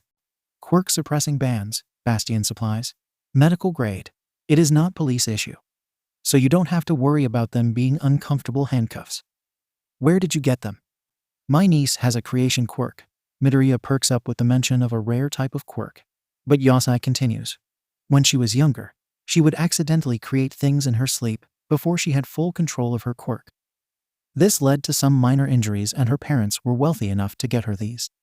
She was kind enough to lend them to me when I asked. The same niece who had the anatomy book. Bastian nods and gestures to the cuffs. Go ahead, put them on. Feeling strangely apprehensive, Midoriya slips on the wristbands, cinching them down and wincing as they bite into his skin. For the first time in a long time, his head is quiet. No racket from sword fights ringing in his ears. None of the clamor of his instincts shouting him. Nothing. Just silence. You good kid? He must have had an odd expression on his face. But Midoriya nods. Yeah, just weird. Can you fight? Midoriya nods again, and Bastian tosses a sword to him. Very well. The pro hero picks up his own weapon and slashes at the teen. Defend yourself, apparently. While muscle memory certainly helped with the individual moves, none of the elegance that was evident when Midoriya used his quirk came through. It's like I can't string any moves together, Midoriya complains, sore from all the bruises Bastian's blunted sword left on him. Chin up, Izuku, his teacher implores. You've got a good base, and now I get to teach you the way I should have at the beginning. Now stand up, Yasai implores. Are you going to let this hold you back? Suppressing a groan, Midoriya picks up his sword and faces his mentor, steel in his gaze and his hand. Never. A tall figure stalks the stacks, ghostly green armor illuminating his way. He is carrying a TV and thinking idly. Midoriya knew he wasn't the only one who frequented Dagobah Beach. There were signs of other people, footsteps where he left none, trash moved by hands, not wind or shifting sand. But he figured that only scavengers or weirdos would voluntarily go into the heaps of garbage. Wait, what does that say about me? Shaking his head amusedly at the thought, he turns the corner and is surprised at the sight of a pink-haired blur right in his face. The girl registers him at the same time he sees her, and with a panicked yelp, swings the metal pipe she was carrying at his head. Izuku is so stunned at the sight of this grease-covered pink-haired gremlin that he doesn't process her actions until the pipe clangs against his helmet. His training and instincts take over, and he quickly disarms his attacker and holds her against the wall by her shirt. Please don't hurt me, Mr. Ghost King, she babbles, panicky. What? Midoriya releases his helmet and looks into the peculiar crosshair eyes of the girl. Ghost King, what the hell are you talking about? You know, Lord of the Rings. Ghostly armor, way of the dead, we do not suffer the living, she mimics gruffly. She was certainly saying words, but none of them really register as sentences in his brain. Izuku sighs. If I let you down, are you going to hit me again? Nope, she chirped happily. You just startled me, and I'm a tad scared of ghosts. Lowering her to the ground and releasing her shirt, Midoriya assures her. I'm certainly no ghost. Ooh, she coos, ignoring his statement as she comes close and begins touching and knocking on his armor. Is this your quirk? Are you a hero? If it isn't your quirk, is it support tech? Are you using hard light or a force field? If you're using hard light, what are you using for a limiter? I've been trying for years, but I can't get mine to work. What are you doing here? Wait. Her eyes flick to the dropped TV and back to his face. You, she shouts, jabbing a finger into his chest. You've been stealing my salvage. Blinking back his surprise at the barrage of questions, and then the accusation, Midoriya nonetheless gathers his wits and begins answering her questions. Yes, it's my quirk. No, I'm not a hero, but I'm trying to be one. It's not support tech, which covers those other questions that I didn't understand. I'm here training by removing the trash, eyeing her warily he finishes. And this is a public beach, no one owns this junk. You're trying to be a hero, her crosshair eyes lit up. Are you going to you, eh? I'm aiming for it, Izuku answered. Why? The grease-covered girl puffed up her chest and stood up straight, declaring, 'Cause I'm Hatsume, and I'm going to be the best support student at you. Eh? Nice to meet you, Hatsume, Midoriya replied, processing the info. I'm Midoriya Izuku. You should let me be your support tech, Zuku, Hatsume eagerly implored. I'm the best around, and you'll benefit from my babies, and I'll have a test dummy. It's Izuku and, that's what I said. And, Midoriya glares at her for interrupting. I don't see why not. Sticking out his hand, the crazed girl shook it firmly, and their partnership was sealed with a greasy handshake. Izuku does a double take as what she said registers. Wait, did you say babies? Yup, 𝐻𝐡𝐚 bounces up and down, pink hair flying. My inventions are my babies. Midoriya was suddenly cognizant of the fact that he was talking to a girl. A rather pretty girl underneath the grease, grime, and ratty tank top. One who was, well endowed to say the least. Only his training with Midnight stopped him from freaking out and turning into a tomato. But a blush still graced his cheeks, so it was a close thing. So, Midoriya starts, grunting as he tugs on the ropes he's using to drag an oven with All Might sitting on top. I made a friend. That's good, young Midoriya, scrolling through his phone as his student huffs and puffs, dragging him at a brisk speed. Friendship and camaraderie are an important part of development. Yeah, well, my point was, Midoriya replies, reaching the halfway point of his run and turning around. She'll be around the beach sometimes, and it'd probably be best if you didn't come in your hero form. Young Midoriya, this is a path that requires near complete focus. There can be no. All Might seems to blush slightly, clearing his throat. Distractions. Izuku looks at his mentor blankly before what he was trying to say registered. Whoa. Nope. Nothing like that is happening. Midoriya's face lights up brighter than a Christmas tree. She's just trying for you. And I've been dragging Scrap to her workshop, a couple of blocks away, so she can practice for the support exam. That's it. Midoriya's face feels like it is on fire, and so do his legs and lungs. Is he shaking? All right, All Might replies. As long as it doesn't interfere with your training, I have nothing against it. And I'll endeavor to not show up in my hero form. Thanks, All Might, Midoriya gasps out, reaching the finish point and collapsing into a heap. Hey, kid, are you okay? When his successor only answers in a pained groan, Yagi looks closer. Your limbs are trembling, and you aren't sweating enough, Toshinori surmises accusingly. You're pushing yourself too hard. I thought I warned you about this. You're going to hurt yourself. Midoriya pants a little, slowly regaining his energy. I just have so far to go. I'm already so far behind everyone else who have years to train their quirks, and I'm training to get yours as well. Everyone is halfway done with their race, and I'm only at the starting line. There was a fire in Izuku's eyes despite his undignified position in a heap on the floor. I have to work harder, and be better to work my way to the top so I can save everyone. Toshinori let out a sigh and a chuckle at the boy's attitude. I suppose I did choose him partially for his determination. Still, he stresses, you will do more harm than good like this. Appraising his successor's form, noting the muscles that were significantly bulkier than they were several months ago bulging against his shirt, Yagi makes a decision. Take a week off. Talking over Midoriya's protests, he continues.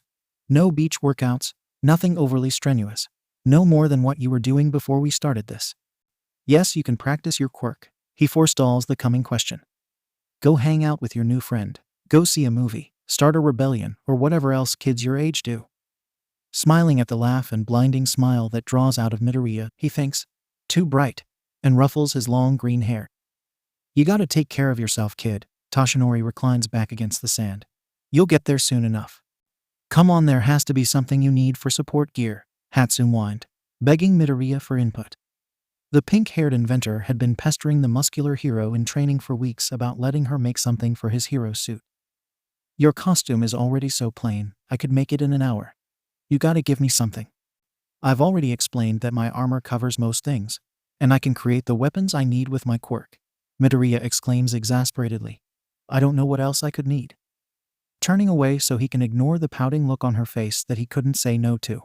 The future one for all holder opens his most recent notebook to the page on himself, showing his quirk brief and ideas for a costume that was rather simplistic. Not finding anything that struck him with inspiration there, Izuku begins flipping through the other heroes he has notes for, searching for ideas. Ignoring the crashing and clanging of Mei testing her unfinished grappling gun, yet again, Midoriya is struck with inspiration. Collapsible sword, he writes. Just in case I'm in a situation where I can't use my quirk. Communication unit speech-to-text note taker, he pencils in next to his drawn helmet. So I can analyze on the fly. Steel-soled boots, he completes. In my usual red style. Yeah, that should give her something to work with. After checking his notebook to make sure that there were no incriminating secrets, such as All Might's identity, Izuku tosses it to 𝐻𝐡𝐚. Go wild, he calls as leans back for a nap. Thanks, Zuko, she chirps as he puts his headphones in. Hopefully she won't build anything too wild, he thinks as he dozes off. All Might did say I could practice my quirk right, Izuku muses as he hops down onto the beach at 𝗣𝗲𝗄, the ground being significantly clearer than it had been, just the big pieces remaining, including a rather interesting formation of cars and large appliances that were the products of a half-formed idea near the ocean's edge. I should practice with my spear, he thinks, chuckling as he remembered when he had first formed it in the doctor's office, almost too big for the small exam room, much to his and the doctor's surprise. He hadn't used it since. As he had researched afterward, the spear he could form was in actuality a lance, a spear that was primarily used on horseback by knights, and was used mainly for thrusting and stabbing because it was too heavy to throw. Forming it in his hands, Midoriya marveled at the weight of it and the razor sharpness of its head. He needs a ranged attack, despite it not normally being thrown. Ignoring everything he had read, Izuku channels his inner double tap, and drawing back his arm he threw it, aiming for the center of a nearby car door. It went wide, very wide. Going by how difficult it was to throw, he was going to need practice. Taking a closer look at how badly he missed, Izuku grimaces. Lots of practice. 𝐻𝐡𝐚, I'm so bored. Izuku groans from his position upside down on the rowdy couch of the inventor's workshop. Then go grab me some more scrap from the beach, the pink-haired girl called from her workbench, not turning around as she focused on assembling some delicate parts. Do you need anything in particular? The green-haired teen asks. No. Then no, I won't. May berates playfully, before sticking her tongue out in concentration as she leaned closer to the part she was working on, laser-focused as she cracks open the circuit board. Getting up, Midoriya walls over and flops onto the workbench next to his friend, jostling it slightly. Still not looking up, 𝐻𝐡𝐚 growls. If you make me mess up my soldering, no one will find your body. Gulping in slight fear, Izuku backs away. Why don't you go practice your swordsmanship? May asks him, fed up with his antsy puttering around the workshop while she tried to focus. Because, not to sound arrogant or anything, but I'm good enough for my trainer to not hold any challenge, and that's even more boring. When his pink-haired friend replies with a noncommittal grunt, Midoriya rolls his eyes and grabs his jacket. I'm going to go haul some more trash, he calls, ducking out the door. Text me when you get home safe, 𝐻𝐡𝐚 calls after him, receiving an affirmative shout in return. Needs a challenge with a sword, huh? May mutters to herself as she puts down her latest invention, designs already flowing through her overactive brain. I always did like a challenge. 𝐻𝐡𝐚, what the hell is that? It's my newest baby. His friend's voice only sounded that crazed when she was on a several-day engineering bender with no sleep, and the bags under her eyes corroborated that fact. When she had called him an hour earlier, the only thing he could discern outside of her rapid-paced screeching were the words, "Solution to your problem," and 𝗣𝗲𝗄 beach, 1 hour. The brilliant pink-haired inventor was fiddling with what appeared to be a metal suitcase on the ground, connecting several wires and typing something into a screen. When was the last time you slept, May? Midoriya asks with a sigh. I napped while he was watching the sword-fighting movies. She bounded up and set the suitcase down at his feet, a glowing blue button sitting in the middle of it. Before he could ask any questions about 𝐻𝐡𝐚's use of the word, him, the hyperactive girl slapped the button and Midoriya watched in awe as a machine folds out of the suitcase. It looks vaguely like General Grievous and the Terminator had a baby, and that baby was made out of toaster parts and thin tubing. It is oddly spindly looking, the only bulk coming from the circuitry in its chest plates, the servos on its arms, and the camera in its eye. It is shorter than Midoriya, yet taller than May, and its single eye glowed a pleasing blue. It's a rather thoroughly horrific, unrelenting robot, or Arthur for short, 𝐻𝐡𝐚 bubbles, tinkering at its limbs as Midoriya stands there in shock, like King Arthur. 'Cause you know, sword fighting. Do you? Izuku's brain was rapidly trying to catch up with the marvel of engineering his friend just sprung on him. Don't you think the acronym is a bit of a stretch? Nope. May, why am I staring at a literal robot right now? He asks, looking at the robot warily as if it could attack at any moment, which given the acronym, and that it is made by 𝐻𝐡𝐚 was a relevant worry. I made it for you to spar against, she answers brightly, shutting one last panel on its back and moving next to him. It can fight? Only sword fight, nothing martial artsy, she explained. And he learns as he fights, so you'll never get bored again. You made this 'cause I was bored, he looks at her in wonder. He had never had a friend that had done so much for him. Thanks, May, he says with a soft smile. This means a lot. Turning away to hide her slight blush at his earnestness, 𝐻𝐡𝐚 continues her explanation. He's got 3 levels of difficulty, and it learns from people it fights or sees fight. So he should always be a little bit of a challenge for you. 𝐻𝐡𝐚 let out a long yawn. I've been having him watch movies with sword fights for the last 2 days, so he should have a good base. He learns? Is he an AI? Midoriya was mildly alarmed at the thought of a learning, thinking killer robot. But his fears were quickly waved off by 𝐻𝐡𝐚. No, he can only take commands, she explains. He only learns through a machine learning data analysis program. I wrote that only focuses on swordplay. Otherwise, he's dumber than the Siri on your phone. Mei snorts derisively. I'm shocked that that's possible. Okay. Midoriya steers her towards a nearby bench. You only start insulting phone assistants when you're exhausted. Take a nap while I test out your baby. Mei makes a grabby motion for his jacket. Midoriya hands it to her, watching amusedly as she wraps herself up in it and immediately falls asleep in its comforting warmth and faint smell of mint. Okay, Izuku says out loud, approaching Art. Her as he loosens his muscles. Let's see how you work. Pressing the only button visible, the one that turned it on does nothing, and only holding it for 10 seconds turns it off. After turning it back on, Izuku tries talking to Arthur, Facing the robot's unnerving eye, Midoriya says, Arthur, activate sparring. To his relief, the robot raises its head and begins speaking in a peppy synthetic voice. You have activated sparring routine. Mode. Plus Ultra. It's time to go beyond. Prepare for death. At its last statement, its calming blue eye turns an angry red. Never dropping its peppy tone, the gangly robot shoots out 2 blades from its arms and whirls towards Midoriya like a murderous blender. Mei! The young man yelps as a blade sparks off his hastily erected shield, the blade burying itself in a nearby car door. Shearing through the metal it's nothing. Mei, how do I turn it off? When his comatose friend doesn't wake up, Izuku turns his attention back to Arthur. Cancel spar, he calls, parrying a strike on his gauntlet. But the robot only replies, command not recognized. Shit. Abort mission. Command not recognized. Deactivate sparring routine. Command not recognized. Dodging another blow that was slightly too close, he shouts in exasperation. Go the fuck to sleep. Command not recognized. 𝐻𝐡𝐚, can you please help me?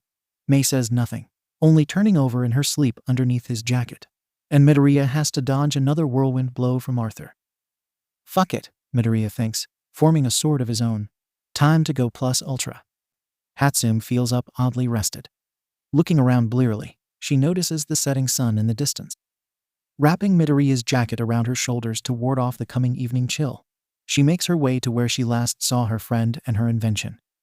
When she nears, she is struck still by the oddest sight.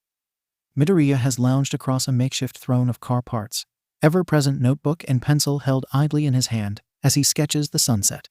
He has several scratches on him, and he seems unharmed, but his long hair is a tangled mess where it hangs down past his neck. At his feet is a collection of destroyed robot parts, and next to them the robot itself. The only thing left intact is its torso, one arm, and a cracked red lens on its head. Arthur is still trying to attack Midoriya, its staticky voice slowly chanting die every couple seconds as it drags itself closer to him, only to be nudged away with a tap of Izuku's foot. What's going on? Mei! Izuku's face lights up as he sees her approach. You're awake. Did you sleep well? Yeah, great, she waves him off, approaching her trashed baby. What happened? Well, he rubs the back of his head sheepishly. I couldn't figure out how to turn him off, and he wouldn't stop the spar, so I had to break him. Mei sorts through the memories of her engineering binge, and is slightly abashed when she answers him. I might have forgotten to put one in. To her relief, Midoriya starts laughing instead of getting angry. You hear that, you bucket of bolts, he chuckles at Art. You don't have an off switch. Command not recognized.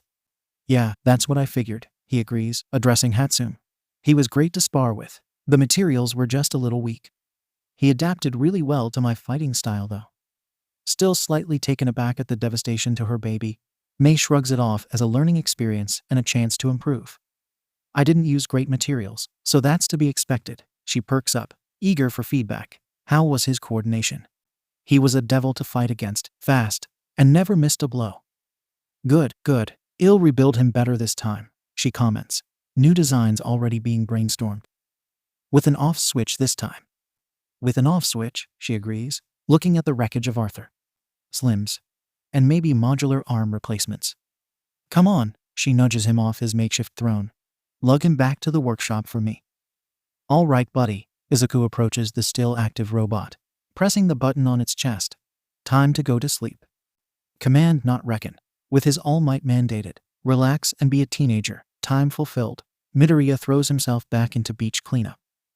Before long, just 6.5 months after he started his first heroic act, the future hero stands on a cleared horizon with pride. Taking in the now scenic view, he smiles and pulls out his phone, sending a text. Midoriya Izuku. The beach is clean. Midoriya Izuku. I'm ready when you are. Yagi Toshinori. Meet me there at dawn. Yagi Toshinori. I'm proud of you. Midoriya Izuku. When you said the beach was clean, I thought you meant all of it, Toshinori comments, slightly peeved. What's that? The beach was actually cleaned far beyond his expectations. The boy had even gone beyond the boundaries Toshinori had set, clearing the entire beach. Except for a ring of cars, stacked 4 high near the water. The this he was referring to. Well, Midoriya scratched the back of his head sheepishly. That's the Thunderdome. The what? Oh sorry, that's what I've been calling it. I figured that we would need to practice my new quirk, and public quirk use is still illegal, and now that the beach is clear people are going to start coming around. So I built that arena of trash, so we can practice one for all out of sight, and not get in trouble for it. Plus, it would deter visitors. So, cutting off his Prochi's mumble spree, Toshinori laughs. That was good thinking, young Midoriya, and you make a good point. Clasping Izuku on the shoulder, he steers him towards the ring of cars. Let's get inside. Where's the entrance? Once they've made their way inside the structure and are seated near each other, Toshinori begins to speak, seriousness evident in his tone of voice. Young Midoriya, I'm about to tell you some more information about our quirk, and I will not hold it against you if after my explanation you don't want to accept it anymore. Bewildered, nonetheless, Midoriya replies, I'm listening, All Might. I would like to tell you the story of One for All Might says solemnly, gaze distant over the rising sun. A story that starts with a dawn of quirks. A story that starts with a quirk that can steal quirks. His voice grows deeper as if recalling a long-forgotten memory. It's a story about 2 brothers. He's dead though, right? I dealt him a mortal blow at the same time he dealt me this one, Toshinori replies, gesturing to his side, the phantom taste of blood from that day lingering. And he vanished afterward. So you think he is, Midoriya hedges, but you're not 100% certain. Unfortunately, All Might agrees. They sit there in silence for a while, Izuku processing the new information, and Toshinori wallowing in memories. I still accept this burden, All Might, Midoriya says determinedly. I will continue the legacy of One for All and make you proud. You already have, Toshinori thinks, standing at the same time as his pupil. Very well then, young Midoriya, All Might says, puffing up into his hero form and plucking out a hair. Eat this. Huh? That was literally the grossest thing I've eaten, and I've had sludge villain in my mouth. Toshinori suppresses a shudder at his student's statement. The memory of swallowing Nana's, his mentor's, long hair, and offers up consolingly. That was probably the least gross method of transferring my DNA, which is necessary to pass on One for All. Midoriya looked even greener at the implications of that statement. But the mentor and protege settled down into a comfortable silence, watching the sun rise on the fruits of Izuku's labor. What happens now? Now we wait 2 to 3 hours, Toshinori explains, which is how long it'll take for your body to process the DNA. And then I train you till you take my place as the symbol of peace. No, I mean, Midoriya seems hesitant. What happens to you, to your power? Ah, the number 1 hero thinks for a minute before answering. One for All is like a flame, passed on from one torch to another. Now that I've passed it to you, my powers will slowly wane, along with my time limit. How long will you have left? If we're lucky, and I don't push myself, not till your 3rd year and debut as a hero, when I can announce you as my successor and retire. And if we're not lucky, Izuku asks, knowing the likelihood of Yagi not pushing himself. Then my power wanes before we're ready. I'm forced to retire, and Endeavor or Best Jeanist are forced to take my place as number 1. Both have various attitude disconnects that would keep them from being a symbol, and villain activity would likely surge. The look of anger that passed over his pupil's face at the mention of Endeavor didn't escape Toshinori, and he asked about it. You don't like 𝗫𝐸, young Midoriya. I figured a hero nerd like yourself would be less put out by the thought of him. Midoriya grimaced as he begins his explanation. He doesn't have the charisma or attitude to be a true number one. He might have the drive, but he's too violent and prone to anger. It did not escape Izuku that he was also describing Bakugo. And he. Midoriya chokes out. He killed my mom. What? Toshinori bursts out, accompanied by a spray of blood. I'm sure you're familiar with the practice of combat-oriented heroes employing rescue-oriented sidekicks to clear areas so they don't have to worry about collateral damage during fights? Midoriya asks. Toshinori nods in response. I've never been partial to it myself, but I know heroes like 𝗫𝐸 and Gang Orca use it to great effect. I don't know if his sidekicks dropped the ball, if he didn't wait for them to clear the area, or if it was some combination of the two. But several years ago 𝗫𝐸 incinerated a shop during a fight that had 6 people in it. He was investigated, naturally, Midoriya's voice shook, and found that he had been negligent. So he was fined and ordered community service. I know it isn't completely his fault, but whenever I think of my mom's last moments, the fear in her eyes as a fireball rockets towards her. Tears were silently running down his face as Midoriya finishes his tale. Every time I think of her I see his face, and I just get so angry. I'm so sorry, young Midoriya. All Might pats his successor's back. I know it doesn't help, but I am truly sorry. As the young man cries, Toshinori asks hesitantly, Is it okay if I give you a hug? At Izuku's shaky nod, Toshinori wraps his pupil in a bony hug, holding him till the tears stop. I think that you being the pillar of society was a bad idea. For the second time in a short time, All Might spews blood in shock. What? Quickly backpedaling, Midoriya stutters out. Wait, I didn't mean it like that. Please explain, young Midoriya, Toshinori demands, a bit miffed at his successor's statement. Midoriya gathers his thoughts. Japan is built around you, and the idea of you bringing peace. What happens when you're gone? Toshinori opens his mouth to reply, but a raised hand stops him. You're the pillar that we've raised our society on, and you being the symbol of peace definitely isn't a bad thing. Just the way you went about it was flawed. A house built on a single pillar will come crashing down. You should have relied more on others. Spread the load out so you're not Atlas with the weight of the world on your shoulders. I know that now, Toshinori replies, but hindsight is 20/20. The next symbol can't be a single pillar. They don't have to stand alone. A solid base of support by capable heroes would be better than a single focal point. They should be a rallying point, not a lone star. You make some good points, young Midoriya. Toshinori hadn't honestly thought about his position that way, but it makes sense. Heroes are too focused on fighting and publicity, his successor continues, getting impassioned. You said it best yourself. No one does community service anymore. Heroes are for saving people, not selling merch and rankings. We have to be better than that. I just don't think the hero system can continue as it is, Midoriya finishes. They sit in silence for a moment at the weight of 𝐸𝐻's statement. Before Toshinori speaks up. Then change it. Huh. You're the start of the latest generation of a long line of heroes, All Might explains. You're next. If you're not satisfied with the status quo, if you want to be better, then be the force of change you need to be. If anyone can do it, he smiles at his successor, it'd be you. The thought of his mentor's belief in him and the idea of bettering society stirs a warm feeling in Midoriya's core. And he can't stop the happy tears welling out of his eyes. Thank you, All Might, he says earnestly. That means a lot.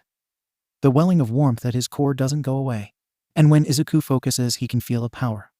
It's different from the feeling of his own quirk's power, which is like a steady thrumming along his spine. This feels like a raging tempest of overflowing energy at the core of him. It dawns on Midoriya that this must be one for all. But I thought that All Might said that it would take several hours for it to come, the green-haired teen thinks, glancing at the sun in the sky only to realize that it was nearing midday. We were talking much longer than I thought. Standing up, he turns to All Might. I think I can access one for all now. His mentor makes to heave himself off of the sand and is stopped by a hand reaching out to him. I can get up on my own, you know that, right? Yagi asks with a raised eyebrow. It's not a bad thing to ask for help, Izuku says with a grin. They both know he's talking about more than a hand up from the ground. So it's without hesitation that All Might reaches out to take the proffered hand. Call me Toshinori, Midoriya, he says as he brushes the sand off of himself. You've earned it. Izuku's return smile is blinding. Okay, Izuku says, bouncing up and down, shaking out the jitters. How do you activate it? I simply let it well up within me, clench my butt cheeks, and yell. Toshinori puffs up into his hero form. Smash. Clenched butt cheeks, really? Midoriya asks with an unimpressed look. It's what works for me, Toshinori says sheepishly. Okay, let's see. Closing his eyes and searching down inside himself.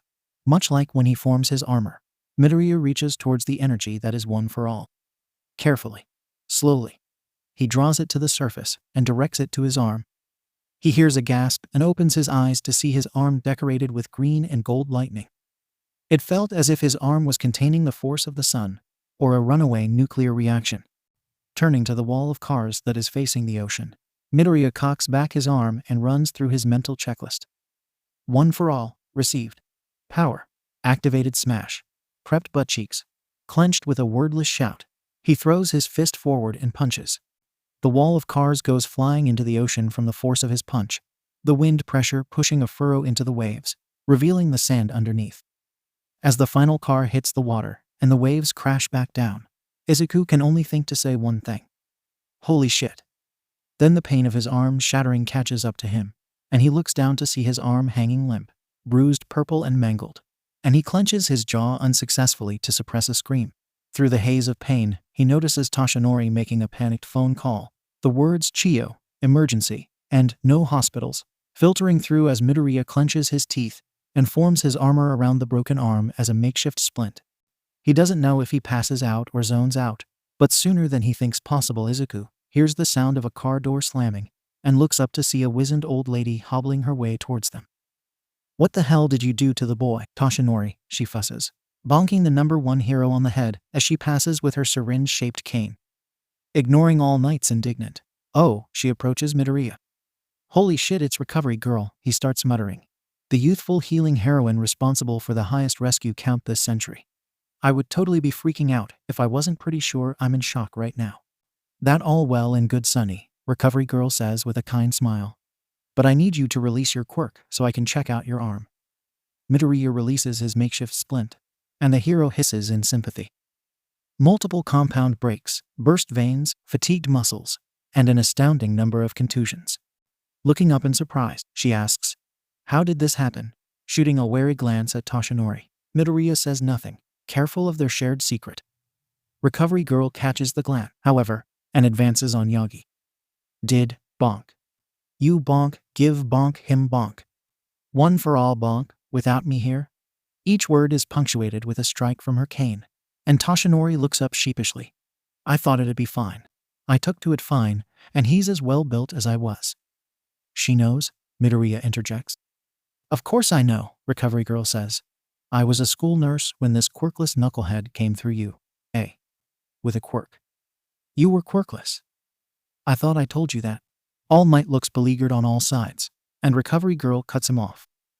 One for All is a stockpiling quirk, Toshi, and it gains power every time it's passed on.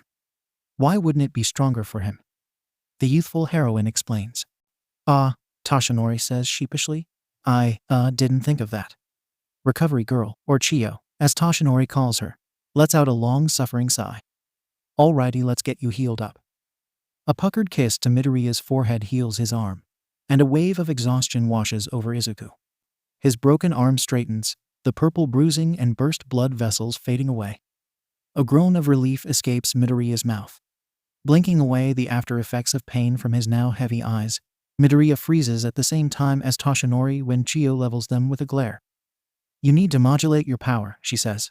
Otherwise you'll keep breaking yourself. She hands him a couple of gummies and continues. Don't use one for all again today, and be careful next time. Getting up and patting Midoriya on the head, she hobbles back towards her car. I better not see you again with broken bones, she calls as killing intent washes over them. Or else. The hero and mentor watch as she shuts her car door and speeds off. Izuku breaks the silence, turning towards All Might. So she's scary. Modulate my power, Izuku mutters to himself as he sits on his bed at the dojo. How am I supposed to do that? Calling up his own quirk. He examines the pale green armor coating his arms. Maybe I can practice with Green Knight and see if it carries over. Settling into a meditative stance, Izuku closes his eyes and reaches out to the power inside him. Slowly, haltingly, he practices drawing it out at different strengths. And as he does, he can feel the armor getting stronger or weaker.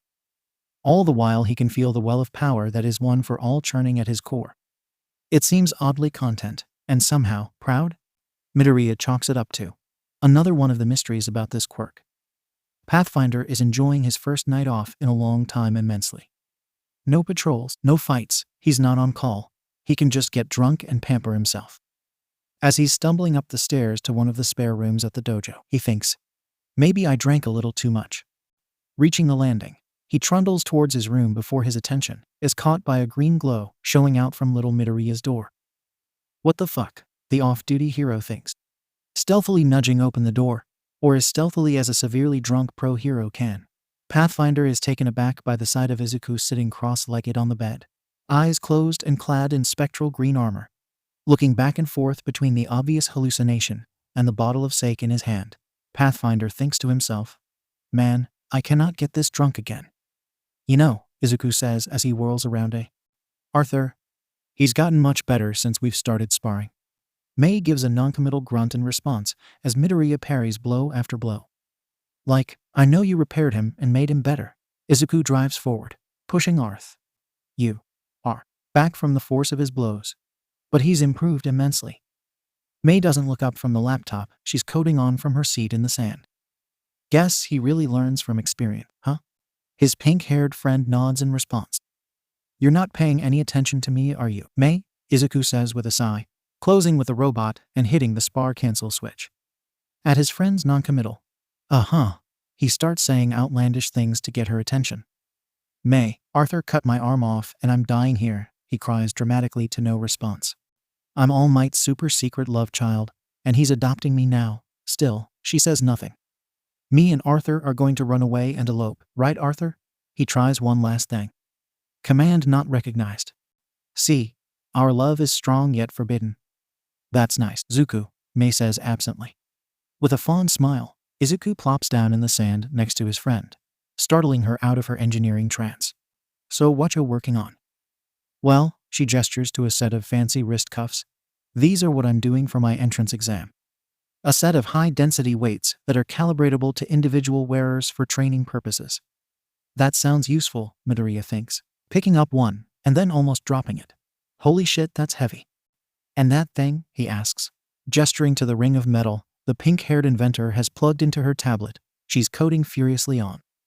It's a surprise. Which was a mildly worrying statement considering how many things tended to blow up around Mei. But hey, what can you do? Glancing up at the setting sun, Midoriya packs away Arthur. We should get going, Mei, it's almost nighttime. I don't wanna, the inventor says from her spot in the sand. I'm busy. With a sigh and a fond smile, Midoriya leans down and hoists his friend over his shoulder like she's a sack of potatoes. Aside from a mild yelp, she says nothing, and Midoriya can hear the tapping of her keyboard as he walks them down the street. Are you still working? He asks incredulously. Progress stops for no man. He turns his head to say something, and is suddenly confronted with the fact that her butt is right next to his face. And he almost accidentally planted his face in it when he turned. Blushing a vibrant red, and eternally glad she can't see his face right now, Midoriya starts up a conversation to distract himself from his friend's assets. Hey Mei, can I borrow Arthur for a couple of days? What for? I want to bring him to the dojo, and convince 𝐻𝐸 to let me use quirk suppression cuffs while we spar at the beach, Izuku explains. Yeah sure, just don't break him, Mei replies. They lapse into a comfortable silence, and Midoriya ignores the weird looks that they get. A tall man with a crazy pink-haired girl thrown over his shoulder is an odd sight after all. As they near Mei's house, Midoriya speaks up again. I'd be happy to help you test out and troubleshoot those high-density weights if you want, he tells Hatsune. Really? She exclaims as they reach her house, hopping down from his shoulder and giving him a quick hug. Thanks, Zuko, you're the best. He was glad he met Mei. She was his first friend in a while. This time Midoriya couldn't suppress his blush as he walked away. It was nice being hugged. It has been a long time since he last was, and he might be a tad touch-starved. Hey 𝐻𝐸, Midoriya calls to get his mentor's attention. I've been sparring with someone at the same place I've been strength training. Can I borrow the quirk suppressant bands while I'm there? Bastian ponders this, as Quirk suppressants are highly regulated, but he trusts Midoriya. As long as I can meet this sparring partner of yours, then it's okay. Great. Midoriya beams with a bright smile. I'll go get him. What? Go get him? Bastian calls after his mentor with no response. How is he already here? Midoriya, that's a robot. Your powers of observation astound me, sensei. Shooting Midoriya a half-hearted glare, Bastian asks again. How are you sparring with a robot? Answer, taking a second to examine the gangly contraption. The hero asks, is it any good? Why don't you see for yourself? Midoriya replies with a slightly sadistic grin. Tossing a sword to his mentor, he says, be careful, those blades are sharp. Arthur, the teen calls, let's spar. Straightening up and focusing on Yasai, Arthur. R. says in his weirdly peppy voice. You have activated sparring routine. Mode. Plus Ultra. It's time to go beyond. Prepare for death. Did he just say death? Bastian exclaims as Arth. U. R. whirs into action, and the hero is pressed into defense, and too harried to say anything more. Okay, Bastian pants, out of breath once Art. Her is deactivated. You're insane if you fight that regularly. Sprawled out on the floor, Izuku mentor sighs. You can use the suppressing bands wherever you fight Terminator here. Thanks Yasai, you're the best, Midoriya thanks. Alright, All Might, Izuku says, facing off against the #1 hero in the arena of cars. I think I've got it figured out. After focusing on his own quirk for a while, strengthening and weakening the energy he draws, Midoriya was sure he could apply it to one for all. Okay, young Midoriya, his mentor replies, puffing up into his hero form. Hit me with it. Drawing in a deep breath, focusing on the energy inside of him, Midoriya draws it into his arm. Slowly, carefully, he draws from the boundless well of energy. Instead of an uncontrolled tsunami as it was before, it's no less powerful, just subdued. Gold and green energy crackles through his fingers and around his forehead, smaller but no less energetic than before. Okay, Midoriya says, opening and closing his sparking fist gingerly. I can work with this. Drawing back his fist, Izuku punches forward. The air pressure from his punch kicks up a plume of sand and rattled the edges of the torn-up cars. Shaking out his hand, Midoriya is pleased to note that though the punch was significantly weaker, his arm doesn't hurt. Well done, young Midoriya. Turning to his mentor, the green-haired teen exclaims, I did it, Toshinori. You did, All Might agrees. Can you move? Midoriya nods. Good. His hero puffs up into his hero form, dashing forward in a blur of motion. Then you can fight. Midoriya barely gets his armored arm up in time to block All Might's punch, and the blow still sends him flying into the cars behind him, denting them severely, only his armor protecting him from a concussion. Come on. All Might entreats, suddenly behind him. Fight. Izuku throws a one-for-all powered fist behind him, barely grazing his mentor's arm before the hero is gone again. You've got to be quicker than that. With a wordless shout of frustration, Midoriya transfers one-for-all to one of his legs, jumping high into the air awkwardly. Moving the energy to his other arm, he fires a punch down into the sand, sending it into Toshinori's eyes. With his opponent's vision obscured, Midoriya rotates his power into his leg, sending down an axe kick, crashing into the space where All Might was seconds before. Shit. I can't move my power around fast enough. A super-powered fist collides with Izuku's stomach, sending him to the ground in a heap, coughing up his breakfast. Calling a timeout, Midoriya regroups himself. How much power do you think that was? He asks the powered-down All Might. I tried to match your output, his hero replies. So I'd say you're using maybe 10% of one for all? Only 10%. You're just starting out, young Midoriya, All Might says, looking irritatingly not affected by the effort. 10% is admirable. You need to be faster though, you were too slow on your return blows. I know, that's why I called a timeout, Midoriya replies, an annoyed grimace on his face. I feel like I'm not using one for all efficiently. How are you using it? Well, Midoriya stands up and begins drawing one for all into his arm. The lighting transfers from limb or limb slowly as he moves the power around, each appendage swelling with strength as he does. But it's slow. Too slow. I'm moving it between each arm and leg, but it's taking a while, the green-haired teen says with a frown. Toshinori paces around the young man, watching as the power rotates throughout his mentee's body. That is slow. Placing his hand on his chin in the classic thinker pose, He ponders before an idea strikes.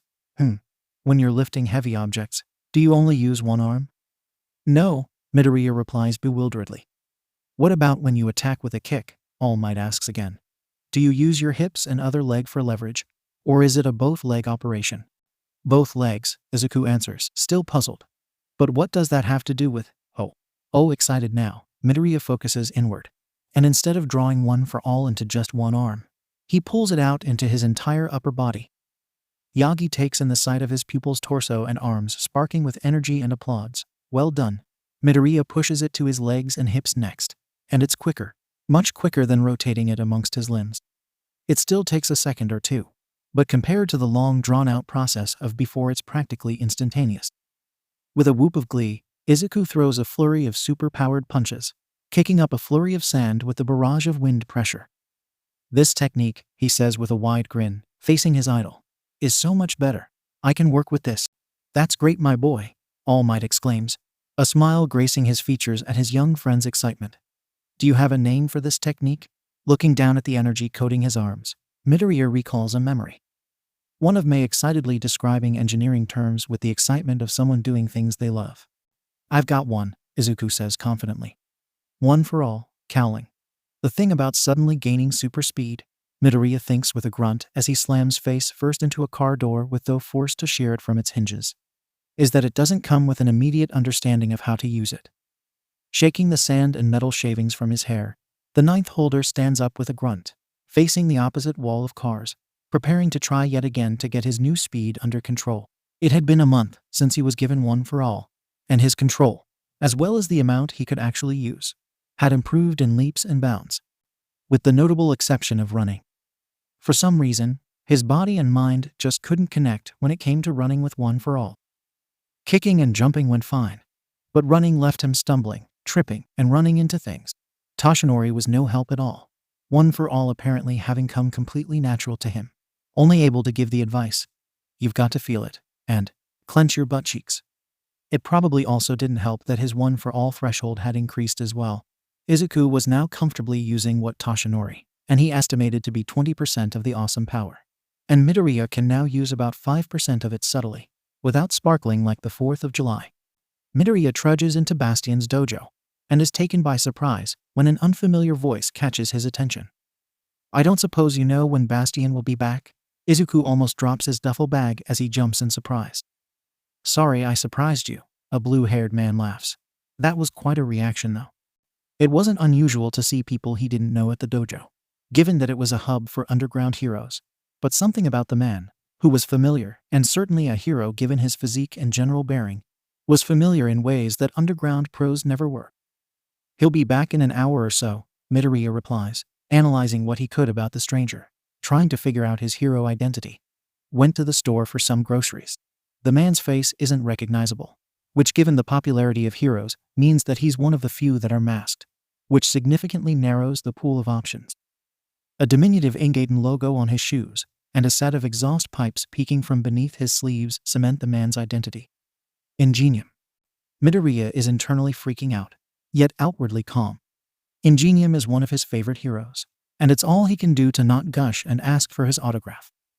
I'm impressed, 𝐀𝐦 says with a raised eyebrow. Not many can identify me without my armor on.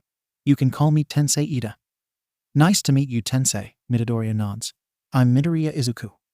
And your hero name? Oh, Midoriya stutters. I'm not a hero. Yet, really? Tensei looks surprised. I didn't know anyone came here who want a hero. You said, yet, are you training to be one? Yeah, I've been training here for about 3 years now, and I'm trying for you. At the next entrance exam. Well, I'm sure you'll do well, if you've been training with Bastion, Tensei nods. My brother will be taking the exam at the same time. You might end up in the same class. I'm looking forward to it, Midoriya says with a grin, turning to head upstairs. Oh, actually, can I ask you for some advice? Shoot. I recently discovered a way to go really fast with my quirk, but it's hard to control it, Midoriya explains. Do you have any tips or tricks that can help? Let me guess, Tensei says with a laugh. You're running into walls and struggling to turn or brake. Yeah, exactly. Izuku exclaims. How did you know? I think everyone with a speed quirk runs into that problem at the beginning, Tensei explains. I certainly did. Tensei stands up and moves to one wall odd the dojo. I could tell plenty of stories of my brother's escapades as he learned.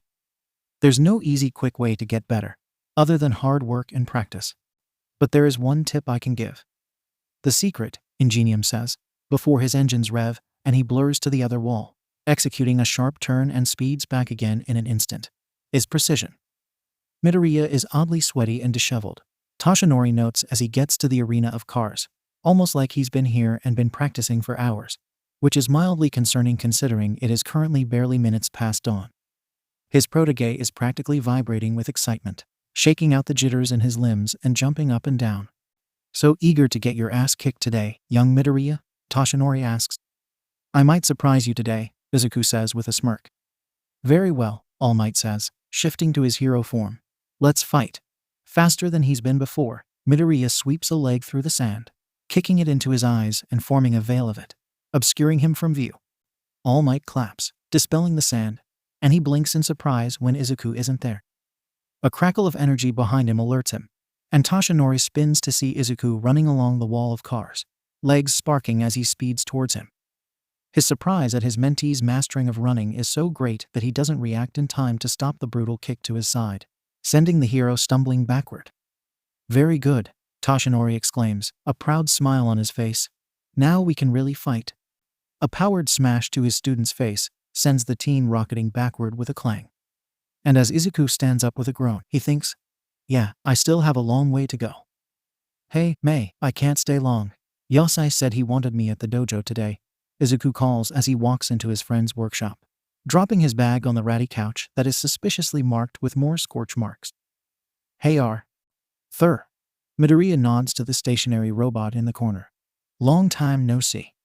Command not recognized. Yeah, love you too, buddy. That's fine, Hatsum says, tossing something at his head. My surprise is ready. Izuku hasn't seen his friend this excited in a while, and he looks down at the object he catches. It's what appears to be a heavy iron crown, with several hidden ports and buttons on the side. What's this? He asks in confusion. It's part of your hero suit, Mei bounces excitedly. Put it on, put it on, put it on. Midoriya gingerly places it on his head, and is surprised by the weight of it. Mei, this is really heavy, he says cautiously. I don't think that's very good for my hero gear. It's fine, his pink-haired friend waves off. It's just a prototype. I can make it lighter when we're in 𝐸. And I have better materials. Some part of his heart swells at her certainty that they'll get into 𝐸. That's not the important part, though. What is then? Midoriya asks with a raised eyebrow. What's inside? Mei says with a manic grin. Hit the button on the side. Izuku follows her instructions and jumps slightly as things start moving on his head. An incomplete face guard folds out, hanging near his chin, and a green-tinted visor swings down over his eyes. Hatsum is practically vibrating as an icon appears in the visor, the letters Roman 6 rotating around as some sequence starts up. Hello? A voice sounds in his ear. I'm a Roman 6 that will be your assistant for combat and analysis. I'm looking forward to working with you, boss.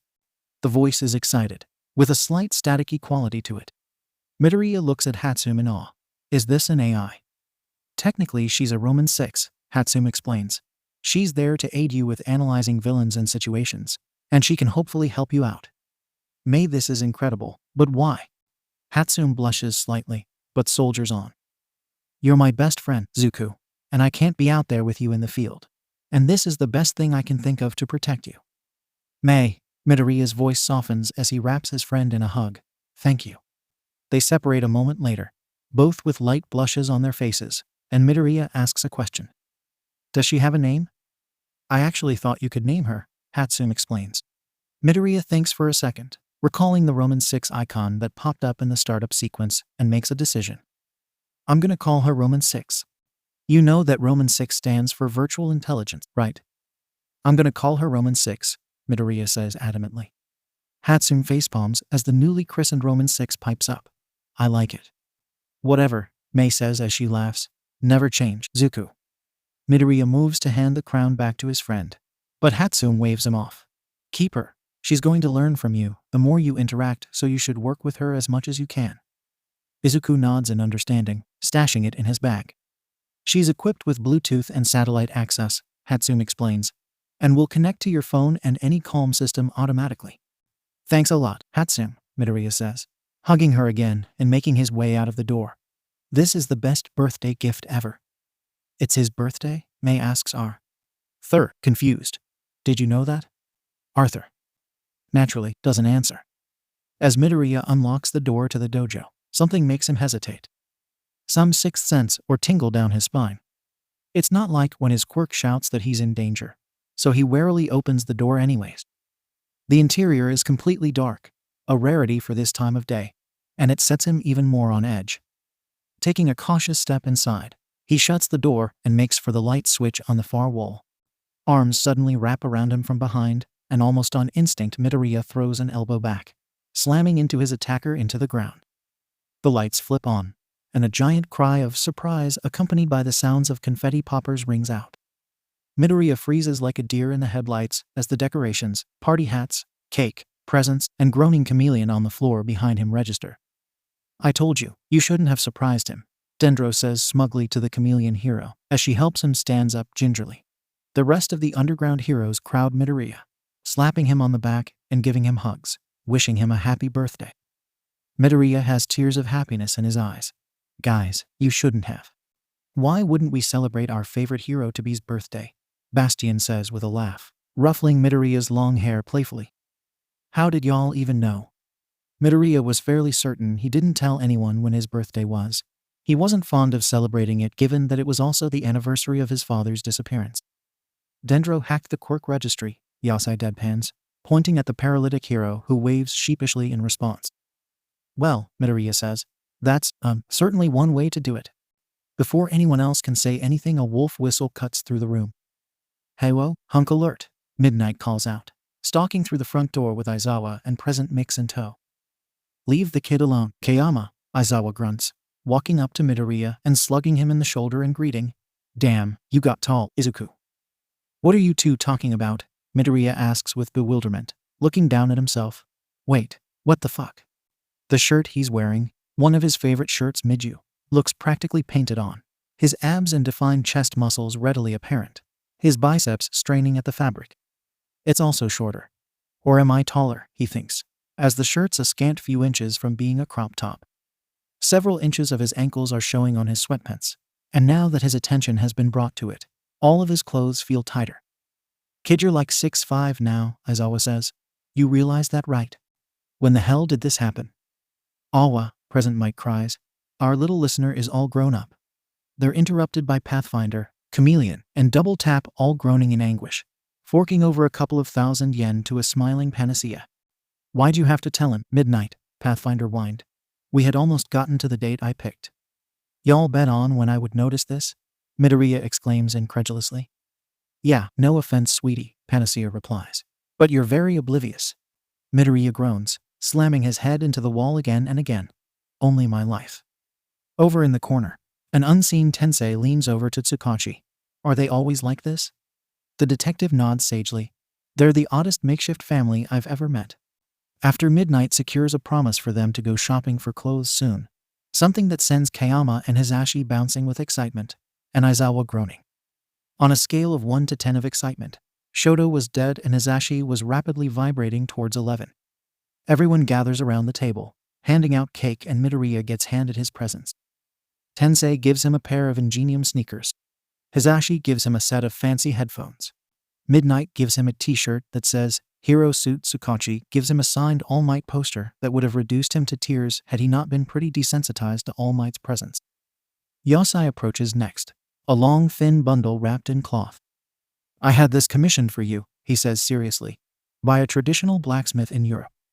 It's a culmination of many years of metallurgical development and is incredibly sharp and durable.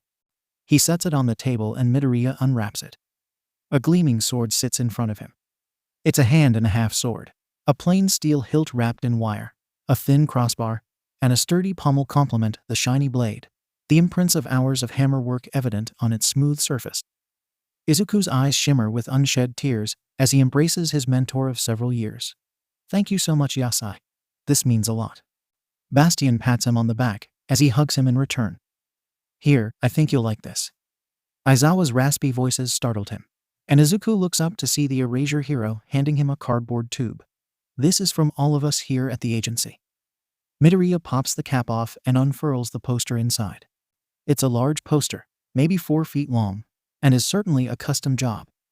Incredible hand-drawn images of all the underground heroes detail cover the poster, and each one is signed by the heroes in question. "We got this custom made for you," Dendro explains. "Aizawa knew an artist we could trust, and we all posed so they could draw us in costume." "Guys, this is too much," Midoriya says, tears spilling from his eyes. "I love it." Group hug. The shout comes from one of the 3 musketeers, and everyone piles on top of him. Midoriya is laughing from the bottom as even Aizawa and Yasai join in. "I love you guys." This was it. Earlier in the week, he had cleared away the rest of the beach. The arena of cars dragged away with his newfound strength. He had sparred for hours, with All Might and Yasai separately. He was as ready as he would ever be. This was it. Izuku stands in front of the massive gates of UA on the day of the entrance exam. The massive towers looming in front of him. "This is the culmination of all my hard work. Every drop of sweat and blood I've spilled to improve myself, to start my path to becoming a hero." Midoriya takes his first step through the gate, towards his future. "This is my starting line." His foot catches on a broken path stone, and seemingly in slow motion, the green-haired man pitches forward. "Or I'll just die." As he shoots his hands out to catch himself, a hand slaps his back and Midoriya can feel the gravity on him vanish. Unfortunately, this coincided perfectly, or rather imperfectly, with his hands pushing against the stone floor, resulting in his enhanced strength sending him shooting through the air where he collides with the top of the gate, cracking the cement. Oh my gosh, I'm so sorry." A sunny voice cries up to him, seemingly frantic. "I stopped you with my quirk. I'm sorry I didn't ask first, but I figured it would be bad luck to fall right before the exam, and I didn't think you were going to do anything." Midoriya blinks at the onslaught of words from the tall girl, who is frantically waving her hands around. "Ah, I'll let you down," the girl exclaims, pressing her fingertips together. Midoriya feels his gravity return to him, and before he can react he falls face first onto the ground with a thunk. "Oh again," he says, muffled with his face pressed into the concrete. Izuku gingerly pushes himself up and almost gets knocked down again when a shoulder collides with his. "Get the fuck out of the way, Deku," Bakugo growls, "and stop wasting everyone's time." The explosive blonde stalks away, glaring at everyone in the courtyard before Midoriya can respond. "He seems horrible," the girl says tactfully, a blush on her face for some reason as she brushes the dust off his shirt. Before Midoriya can reply, a bell sounds, and everyone hurries out of the courtyard. "Ah," the pink-cheeked girl cries, "that's the 5-minute alarm. We're going to be late."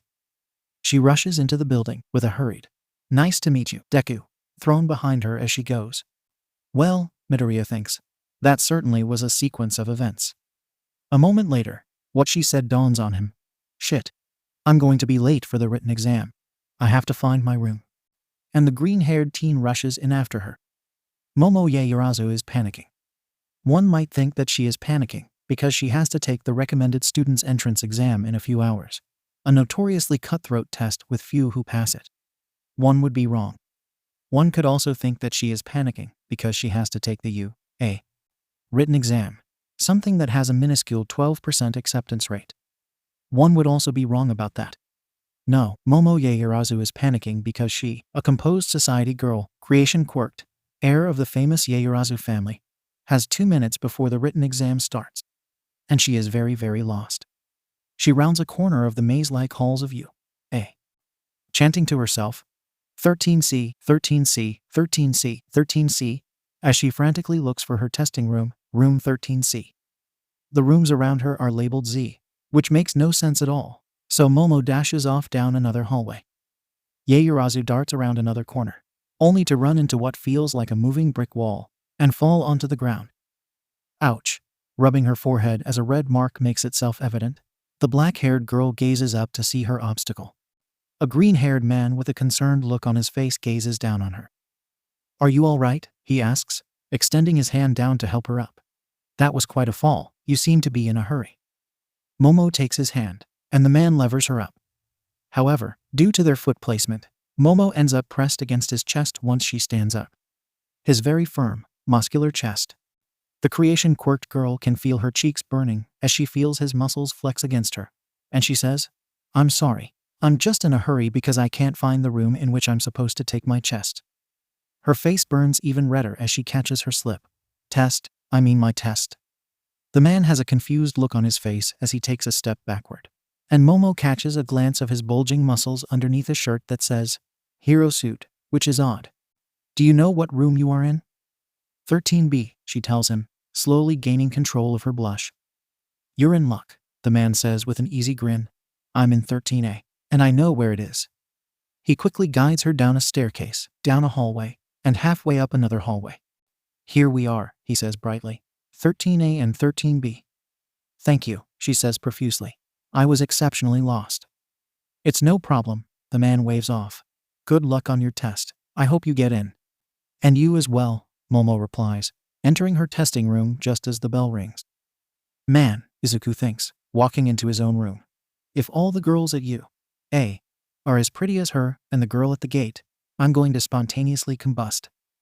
Izuku steps off the bus to the testing center, head still reeling at the fact that Hisashi, present Mike, is proctoring the physical test, and is taken aback at the size of the testing field. A mammoth model city looms in front of him as the buses spew other UA hopefuls out near the gate. Izuku spots the girl from the gate and tries to make his way over to her when a hand claps onto his shoulder. "Can't you see she's preparing for the exam, as you should be?" It's the interrupter from the orientation, stern-faced and authoritative. The blue-haired man's glasses glint in the sun as he continues. "Or are you trying to sabotage her to better your chances?" Midoriya thinks he looks oddly familiar, but can't place where from. "Actually," Midoriya replies, "she helped me earlier, and I wanted to thank her." The other man opens his mouth to say something, but whatever it is drowned out by present Mike's screech. "Ejin," firing up one for all in his legs, Midoriya shoots out into the testing ground at full speed. The smell of mint and ozone, the only thing he leaves behind as the other test takers look on dumbly. "What are you doing?" Present Mike screams. There are no countdowns in real life. He has the right idea. Go, go, go.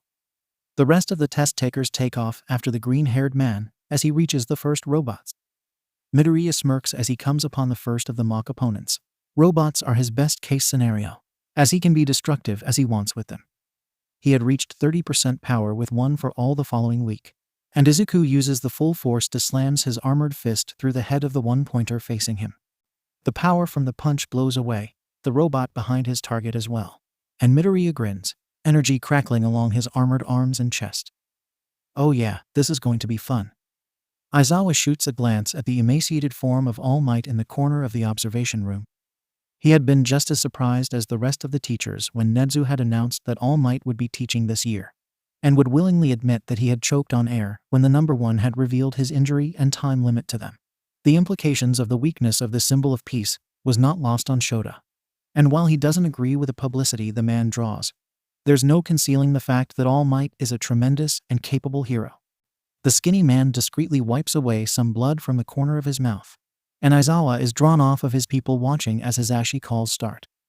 The assembled teachers watch the exam unfold, most of their attention on the flashier examinees, such as the kid wielding explosions with skill, the girl floating and dropping robot after robot, and the 𝐸 Aizawa's focus is elsewhere, on the examinees with subtler quirks more suited to underground heroism. He knows that Nezu sends a copy of all the footage to Bastion for the same reason. But it doesn't hurt to have the first eyes watching out. Has anyone caught your eye? Nezu asks his assembled teachers, perking up as Eraserhead shuffles through a stack of piles and pulls one out. Shinsu Hitoshi, Shota reads out to the assembled heroes. His quirk is brainwashing. It allows him to take control of a target who responds to him verbally. An impressive quirk for heroics, but unfortunately not much good in this exam. Aizawa tossed the file away in disgust. This is why I've said we need to change the exam for years. There's still the rescue points, Vlad King offered up consolingly. It's not enough. Is he cleared for support gear? Midnight interjected sharply. No, he's not. So where did he get that then? She gestured at the 7-foot glowing green spear the teen was impaling robots on. Principal Nezu's furry ears perk up. Rewind the tapes. They all watch attentively as the footage rewound until the spear appeared. There. quickly pulling up the file of the student he was interacting with. Aizawa announced, "That's Midoriya Izuku." Then, in an impressive double take, the name of the kid he'd been training for nearly 3 years registers. Midoriya, Aizawa, Kayama, and Hisashi all watch attentively as Midoriya forms armor around himself and impales robots on his glowing green sword. Aizawa is struck speechless, but Midnight's question breaks the silence. "So, did you know he could do that?" "No." Aizawa bites out, feeling hurt that the kid kept it from him. "No, I did not." Midoriya isn't sure what it is. Maybe it's the pounding of his heart in his ears that echoes the pounding of his feet on the pavement. Maybe it's the smell of smoke and the burning of exertion in his lungs. Maybe it's the sound of his quirk, swords and shields clashing with what feels like approval in his mind. Maybe it's the fact that he doesn't have to hold back. He can swing his sword as hard as he wants and not have to worry about his opponent. He's at full strength, dashing through the mock streets of the testing ground. Maybe it's just him. Maybe it's the smile on his face. But he's never felt more alive. Midoriya is glad he remembered to leave Hatsume's ankle weights at home. As nice as it would have been to have a bit of his best friend with him for support, and as useful as they are for training, twice the weight of his body hanging by his shins would only slow him down. Plus, he'd probably get dinged for unauthorized support gear. The green-haired man somersaults through the air, transferring one for all from his legs to his arms as he cleaves a one-pointer in two, while simultaneously kicking through the carapace of a three-pointer, destroying its circuitry. He stops to catch his breath and regroup as the robots collapse in a shower of sparks. He doesn't truly need to, what with the hellish training regiment that All Might put him through. But he takes the time to gather his thoughts and tally his points. By his last count, he's at 34 points, lower than he'd like considering. He's encountered mostly one-pointer robots, and he's wasted time by helping other examinees. Destroying a piece of rubble about to careen into a girl. Shielding a boy from a hail of rubber bullets he didn't see coming. Liberating a trio of test takers who were cornered by several robots. He doesn't regret helping them. The hero in him won't let him. But Izuku is worried that it might cost him the exam. A scream from Present Mike alerts him that they've reached the halfway point, and that there are only 5 minutes left, and Midoriya heaves himself up with a muttered curse. Better get back to it. A sound catches his ear, and as Midoriya rounds the corner to investigate, he's taken aback by the sight of a purple-haired man with no visible quirk wailing on a one-pointer with a piece of scrap. "Why, smack, won't. Smash, you, crash, fucking. Die." Not wanting to steal the other examinee's kill, but also not wanting the man to get injured, Midoriya resolves himself to keep watch. With one last shout of anger, the man slams the scrap metal into the joints of the one-pointer, breaking its joints and sending it sparking to the ground where it shuts down. They seem oddly weak, Midoriya thinks as the purple-haired man sinks to his knees. Almost like they were made to break. Oh wait. Right. Entrance exam. Izuku turns away with the intention of finding more robots when a whirring sound meets his ears. One robot turns the corner closest to the purple-haired man, and another darts onto the street about a block away. The other examinee doesn't notice as the far robot revs up its turret, and the close one rears back with a robotic arm. With a curse, Midoriya activates his quirk and moves. Shinsu is sore. Shinsu is angry. Shinsu fucking hates robots. These thoughts, accompanied by a plethora of swears, ring through the brainwashing quirked man's head. Quickly eclipsing them, however, from his position on the ground, is alarm at the sound of a mock villain's gun spinning up, and the rubber bullets painting a line along the asphalt towards him. This is going to hurt, the purple-haired teen thinks, closing his eyes and gritting his teeth. He's in no position to move, kneeling in the rubble as he is. All he can hope is that the robots don't hit him for too long. Except, the bullets never hit him, and the reared back arm never connects. The sound of both robots crumpling to the ground echoes in Shinsu's ears as he gingerly opens his eyes, taking in the sight of a man glowing green, one fist through the head of the near robot, his other arm outstretched where he threw a fucking sword at the other one, impaling it and deactivating it. The tall fucker isn't even breathing hard where he stands above the purple man, a stupidly friendly grin on his face and his hand outstretched to Shinsu. "You okay, man?" "I'm fine," Hitoshi grumbles, accepting the hand up and dusting himself off. "Stupid strong people with stupid flashy quirks. I didn't mean to steal your points." The green-haired man fixes his hair back into its ponytail. "But you seemed like you needed a hand." "I did," the purple-haired teen grudgingly admits as he curses. Stupid fucking robots. Ah, the other man nods. You have a mental quirk, don't you? 𝗀𝐸 instinctively bristles. Had anyone else said that, he would have detected pity or derision in their voice. But this man's tone was oddly understanding. Seemingly sensing 𝗀𝐸's confusion, the tall man nods and explains. I thought I didn't have a quirk till 1.5 years ago. So I would have been in the same boat as you for the entrance exam had mine not manifested. That's rough. Greenie shrugs. It was what it was. Looking 𝗀𝐸 up and down, he asks. What is your quirk? 𝗀𝐸 sighs, internally bracing for the hate and vitriol that always wells up whenever he tells someone his quirk. It's brainwashing. Huh, cool. Cool? 𝗀𝐸 asks, stunned. That's it? Yeah, the green-haired man says. There's no need for me to gush about it as much as I want to. I'm sure you hear about how it's great for heroics all the time. Not really. 𝗀𝐸's voice cracks in the middle of really, as his mind reels. This is the first time someone hasn't instantly condemned him as a villain, and it's honestly shaking his worldview. That's dumb. It would be super useful for heroics, although, the other man admits, pretty useless for robots. Tell me about it, 𝗀𝐸 scoffs. Hey, the man exclaims, I've got an idea to help you. 𝗀𝐸, Hitoshi supplies, bristling slightly. And I don't need your pity help. I'm Midoriya, the green-haired man introduces himself. And it's not pity. I want to pass on my own merits, 𝗀𝐸 snarls, not riding in someone else's coattails. And you will. Midoriya is calm in the face of 𝗀𝐸's anger. I'm only going to be helping you help yourself. Now brainwash me and ask for a weapon. Huffing in exasperation, Hitoshi resigns himself to whatever scheme Midoriya has thought up. Hey Midoriya, what's your quirk? It's, 𝗀𝐸 watches as the familiar glazed look appears in Midoriya's eyes. Give me a weapon. The smell of mint washes over the two as a glowing green spear forms in Midoriya's hand, which he blankly hands to an awestruck 𝗀𝐸. The purple-haired teen is admiring the long weapon when Midoriya unexpectedly speaks up. That was interesting. I'll have some questions about how your quirk works when we get to the hero course. 𝗀𝐸 looks up sharply.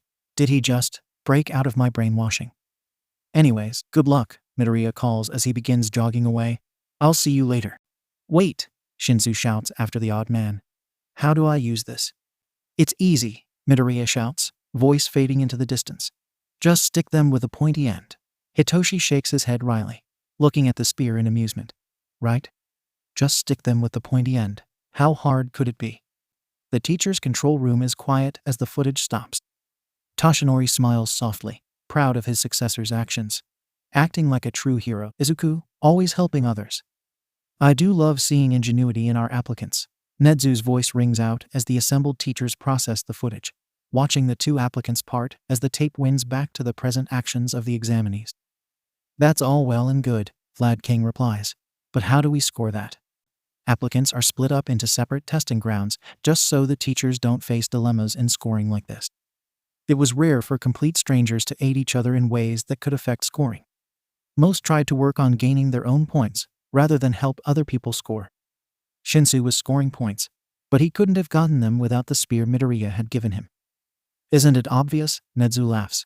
Because young 𝗀𝐸 used his quirk to obtain the spear, despite it being Midoriya's suggestion.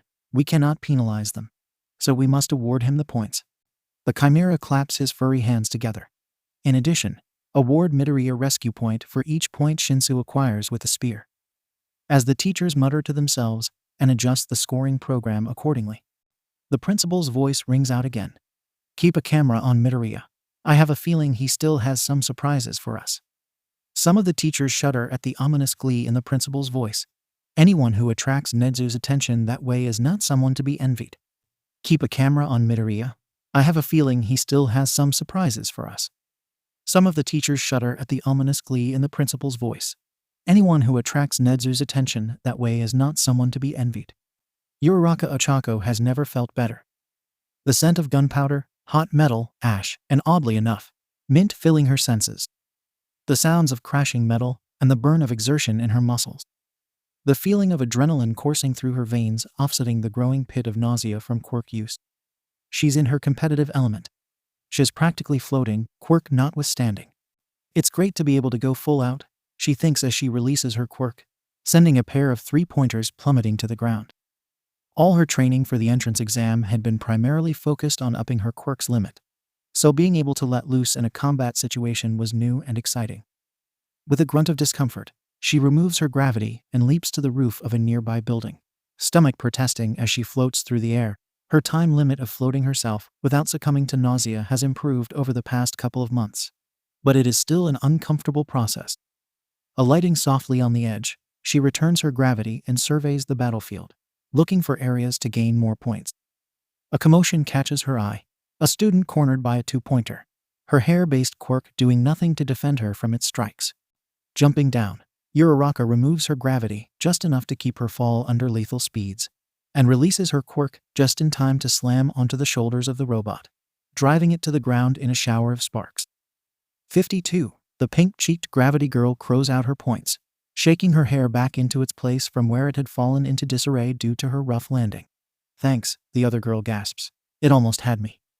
Whatever 𝐻𝐸𝐬 was going to say is drowned out by present Mike's cry of 2 minutes left, and a tremendous rumbling and crash of rubble as an enormous robot rears its head a couple of blocks away. Man, they really weren't kidding about the whole plus ultra thing, were they? 𝐸𝐸 thinks as she pushes the other girl into a run, trying to put as much distance between them and the zero-pointer as they could. Another tremendous crash tears out through the testing ground as the two join several other examinees in sprinting down the street, the zero-pointer's arm tearing through a building like it was made of paper, flinging rubble into the air. 𝐸𝐸's eyes widen as a shadow passes overhead, and she instinctively looks up. A massive chunk of concrete is flying towards them, on a beeline for the girl in front of her. There's no hesitation in her actions as she throws her shoulder into the other girl, pushing her out of the way of the rubble that would have surely crushed her. 𝐻𝐸𝐬 sighs in relief as they both get back to their feet and continue running, uninjured. She doesn't see the next piece of rubble that flies by, but it knocks the breath out of her as it slams her to the ground, pinning her ankle underneath it, and forcing her into a position on her stomach where she cannot reach back and touch the boulder to activate her quirk. The zero-pointer ominously rumbles closer on a collision course, unstopping and uncaring of her plight. Someone, 𝐸𝐸 calls out weakly to the running examinees as air returned to her lungs. Everyone's faces turned away from her. Anyone, please, help me. Isn't that a little bit overkill? 𝗧𝗏 sputters out around the blood that floods the #1 pro's mouth as the zero-pointer makes an appearance. And dangerous. No more than any of the other robots in the exam, 𝐀𝐦 supplies cheerfully. In fact, aside from the sheer size of our zero-pointers, one could argue that they are the safest of our mock villains due to all the fail-safes built into it. Fail-safes? The skeleton-thin hero inquires. The zero-pointer is programmed to not go for kill shots and direct hits like the other bots, the furry principal explains, and is not equipped with the guns that are standard on the other mock villains. Even a near miss from that behemoth could result in a severe injury, 𝗧𝗏 hedges. You are correct, and that is why Power Loader, 𝐀𝐦 gestures to the exoskeleton-covered hero in the corner, has a direct override to the zero-pointer, so we can shut it down should an examinee end up in too dangerous a situation. That's good, All Might comments, relievedly, before something catches his eye. The emaciated blonde points to the main screen, drawing the other teacher's attention. A situation like that. The teachers look attentively at a young girl trapped by rubble, Aizawa shuffling through papers to find her file. 𝐸𝐸 𝐻𝐸𝐬, the dour pro announces. Her quirk is zero gravity, so she should be able to get out of there. No look, Mimori interjects. She's pinned so she can't activate her quirk. She can't get out. Power Loader, 𝐀𝐦 seems to make a decision. Redirect the zero-pointer. Yes, 𝐁𝐦. On the screen, the massive robot trundles slowly forward. Power Loader, 𝐁𝐦 asks, taking in the man's frantic typing and furrowed brow. Why isn't it stopping? It's not responding to my commands, Higari replies. I don't know why. 𝐁𝐦, Aizawa calls, getting the principal's attention. It's targeting her. The furry chimera's eyes gleam, a sure sign of his quirk, high spec, working overdrive. All Might? The blonde pro answers the principal's unspoken question with a shaken head. I'm out of time for today. Ectoplasm? One of my clones won't reach her in time. The clone hero answers sharply. But I will try. Damn, the principal curses as the tension in the room skyrockets. Mike. No good. 𝐁𝐦, the voice hero answers, tension evident in his voice. Any shockwave I could produce to knock it off course would push it onto other examinees. Can anyone do anything? It's highly unusual to hear the normally demure principal raise his voice in anger. And everyone frantically searches for a way to save the trapped girl when a green blur catches Midnight's eye. "Wait," Kayama says, pointing at one of the screens. "Look." Uraraka is panicking. She's not ashamed to admit. She's pinned down, trapped in the path of a huge robot that is targeting her. Her struggles to escape the rubble pinning her is only serving to aggravate her very broken ankle and score new scrapes and cuts on her skin. No one seems to hear her cries for help, and as the robot rears back its massive arm, winding up for a punch at her, she can only think, "Mom, Dad, I'm so sorry." Her eyes close as the arm begins to fall, and the smell of mint fills her senses. The arm falls with a massive thud, kicking up dust and rubble all around her. But when the dust clears, to Uraraka's confusion, she's still alive. Gingerly opening her eyes, she is taken aback by the sight of a tall man, bracing a translucent shield against the fist of the robot, his limbs crackling with energy. "It's okay now," the green-haired man puts on a smile as the robot's servos strain against his strength. "Because I am here." Uraraka's mouth drops open in surprise at the man who just tanked the blow of a building-sized robot. "Can you move?" he asks, kindly but urgently. Ochako tests the weight of the boulder pressed against her, struggling to reach it with her quirk.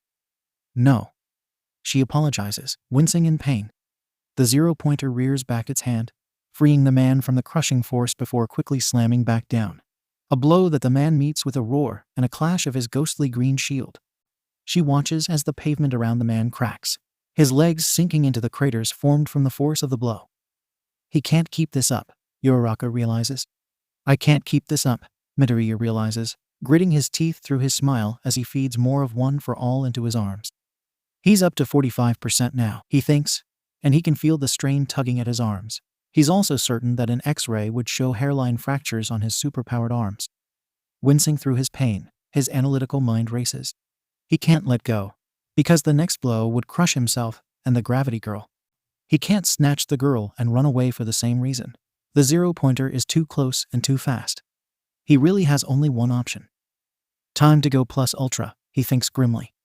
With a pained shout, he pulses 50% of One for All into his arms, shoving back the massive form of the zero-pointer, giving him room to counterattack. For everyone watching, what happens next takes place in a smattering of seconds. For Midoriya, the space between heartbeats seems to last hours. Thump thump. Midoriya casts One for All into his legs, bouncing between buildings like a sparking green ping-pong ball. A move that makes Toshinori and the control booth choke on air, the similarities to Gran Torino's style of movement causing minor panic. Thump thump. Izuku nears the top of the buildings, nearly level with the massive robot as he shoots higher. All the other robots had weak points, especially in the head. Hopefully, this one does too. One last kick sends him shooting into the air, and he thinks 50% should do it. Thump thump. As the green-haired man nears the apex of his flight, something catches his eye. Other examinees are running behind the zero-pointer. They're running away, but are still close enough that the robot falling down would crush them. Fuck. Thump thump. He really has only one choice, a full-strength smash that keeps the zero-pointer falling straight down. As he forces 100% of One for All into his arm, forming his sword and drawing back into a throwing stance, he thinks, Chiyo is going to kill me. Here goes nothing. Thump thump. Detruuit. The smell of mint sweeps throughout the testing ground as Midoriya seems to hang in the air above the zero-pointer, his drawn-out shout drawing the attention of everyone in the arena. The zero-pointer's fist and face rising to meet him as he thrusts his sword forward, throwing it with impossible speed and force. Spike. Thump thump. The force from his One for All powered spike of his sword practically disintegrates the zero-pointer. The sword shoots through the chassis like a knife through butter, converting the behemoth into metal scrap and shrapnel. The air pressure from his smash takes all the dangerous shrapnel and forces it straight downwards, with no chance of it shooting anywhere dangerous and hitting other examinees. Thump thump. His sword is impaled in the mound of scrap, sitting there like a modern-day sword in the stone. His arm throbs, and he can tell from the pain that it has broken in several places, the skin mottled purple and ruptured in places. The inheritor of One for All instinctively forms his armor around it in a makeshift splint as he begins to fall. As he plummets headfirst down through the air, he sees the girl he tried to save, now free from her rebel prison. the force of his strike likely having blown it away. Trying to float herself up to reach him and stop his fall, he can tell she won't reach him in time. So he gracefully flips from a headfirst dive till he's falling down feet first. Pouring every bit of energy into his armor that he forms around himself, he sends a little bit of one for all into his legs as he collides with the ground, the epicenter of his own personal meteor crater, a cloud of dust shooting up. The testing ground is silent as everyone watches on. The dust slowly clears, revealing Midoriya kneeling in the crater, dazed but clearly alive. He slumps down till he's lying prone. The ghostly sword impaled in the remains of the behemoth zero-pointer flickers, and then vanishes. In the observation room, the teachers are going wild, cheering and exclaiming at the tremendous heroism shown. Except for 4. All Might is silently congratulating Izuku, fatherly pride practically emanating from his figure at his successor's heroic actions. Nezu's mind is racing. A new hero potential, with the strength and attitude of All Might, yet with smarts akin to Aizawa's or his own, will require careful guiding. He simply cannot wait for the challenge. Mimiri and Aizawa are staring at each other, speechless at the tremendous strength shown by the teen they'd been mentoring for over a year, in addition to everything else they learned about him today. Eraser, Midnight asks weakly. What the actual fuck was that? I don't know, Mimiri. Aizawa's tone is flat, and his face unreadable. I don't know. Izuku comes back to lucidity, to a rather odd feeling caressing him. A weird sort of weightlessness. With a groan, he opens his eyes to see the girl who had tried to help him at the U.A. gate, the one he had attempted to save from the zero-pointer, floating him out of his personal crater, looking at him worriedly as she sets him down gently, wincing as the movement jostles her broken ankle. Izuku racks his brain for something to say, but is coming up blank. For some godforsaken reason, the only thing that he can think of is one of the awful pickup lines Midnight had drilled into his head during their training.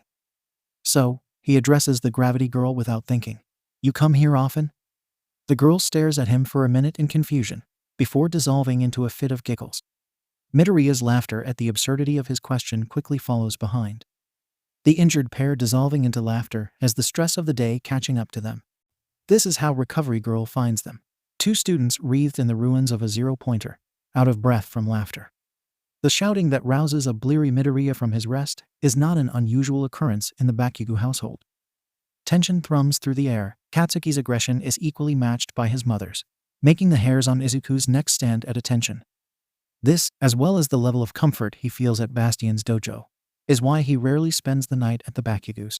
Mitsuki and Masaru are wonderful people, but the explosive blonde makes things uncomfortable.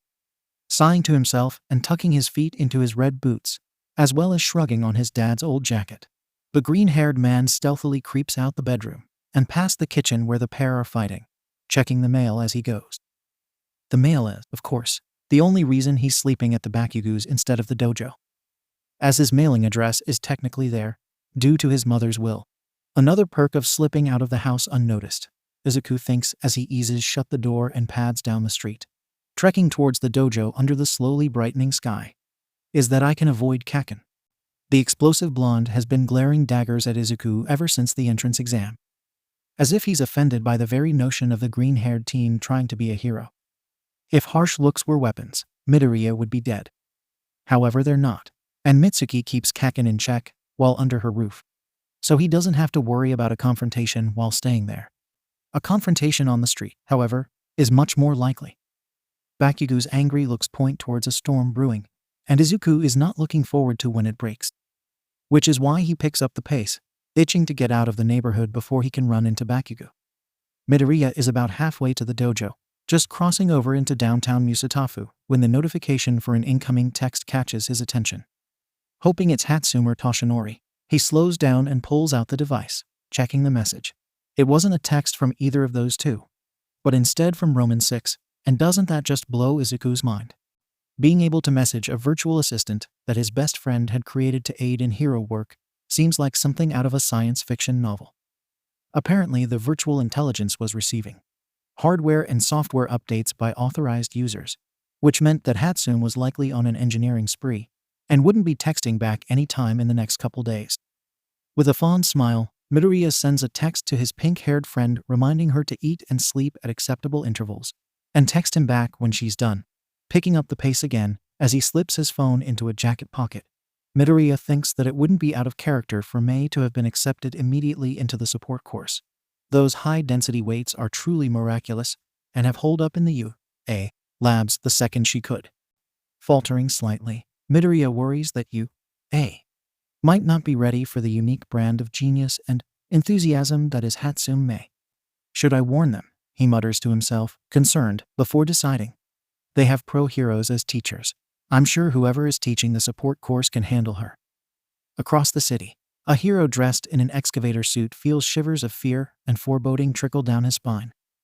The dojo is empty when Izuku opens the door, the hanging bell jingling behind him as the door swings shut. Checking the rec room to see if anyone is there, and finding no one, he makes his way upstairs to his room, hanging his jacket on 𝐴𝐻's frozen frame as he shuts the door most of the way behind him. He's mid-unpacking his duffel bag when a knock on the doorframe catches his attention.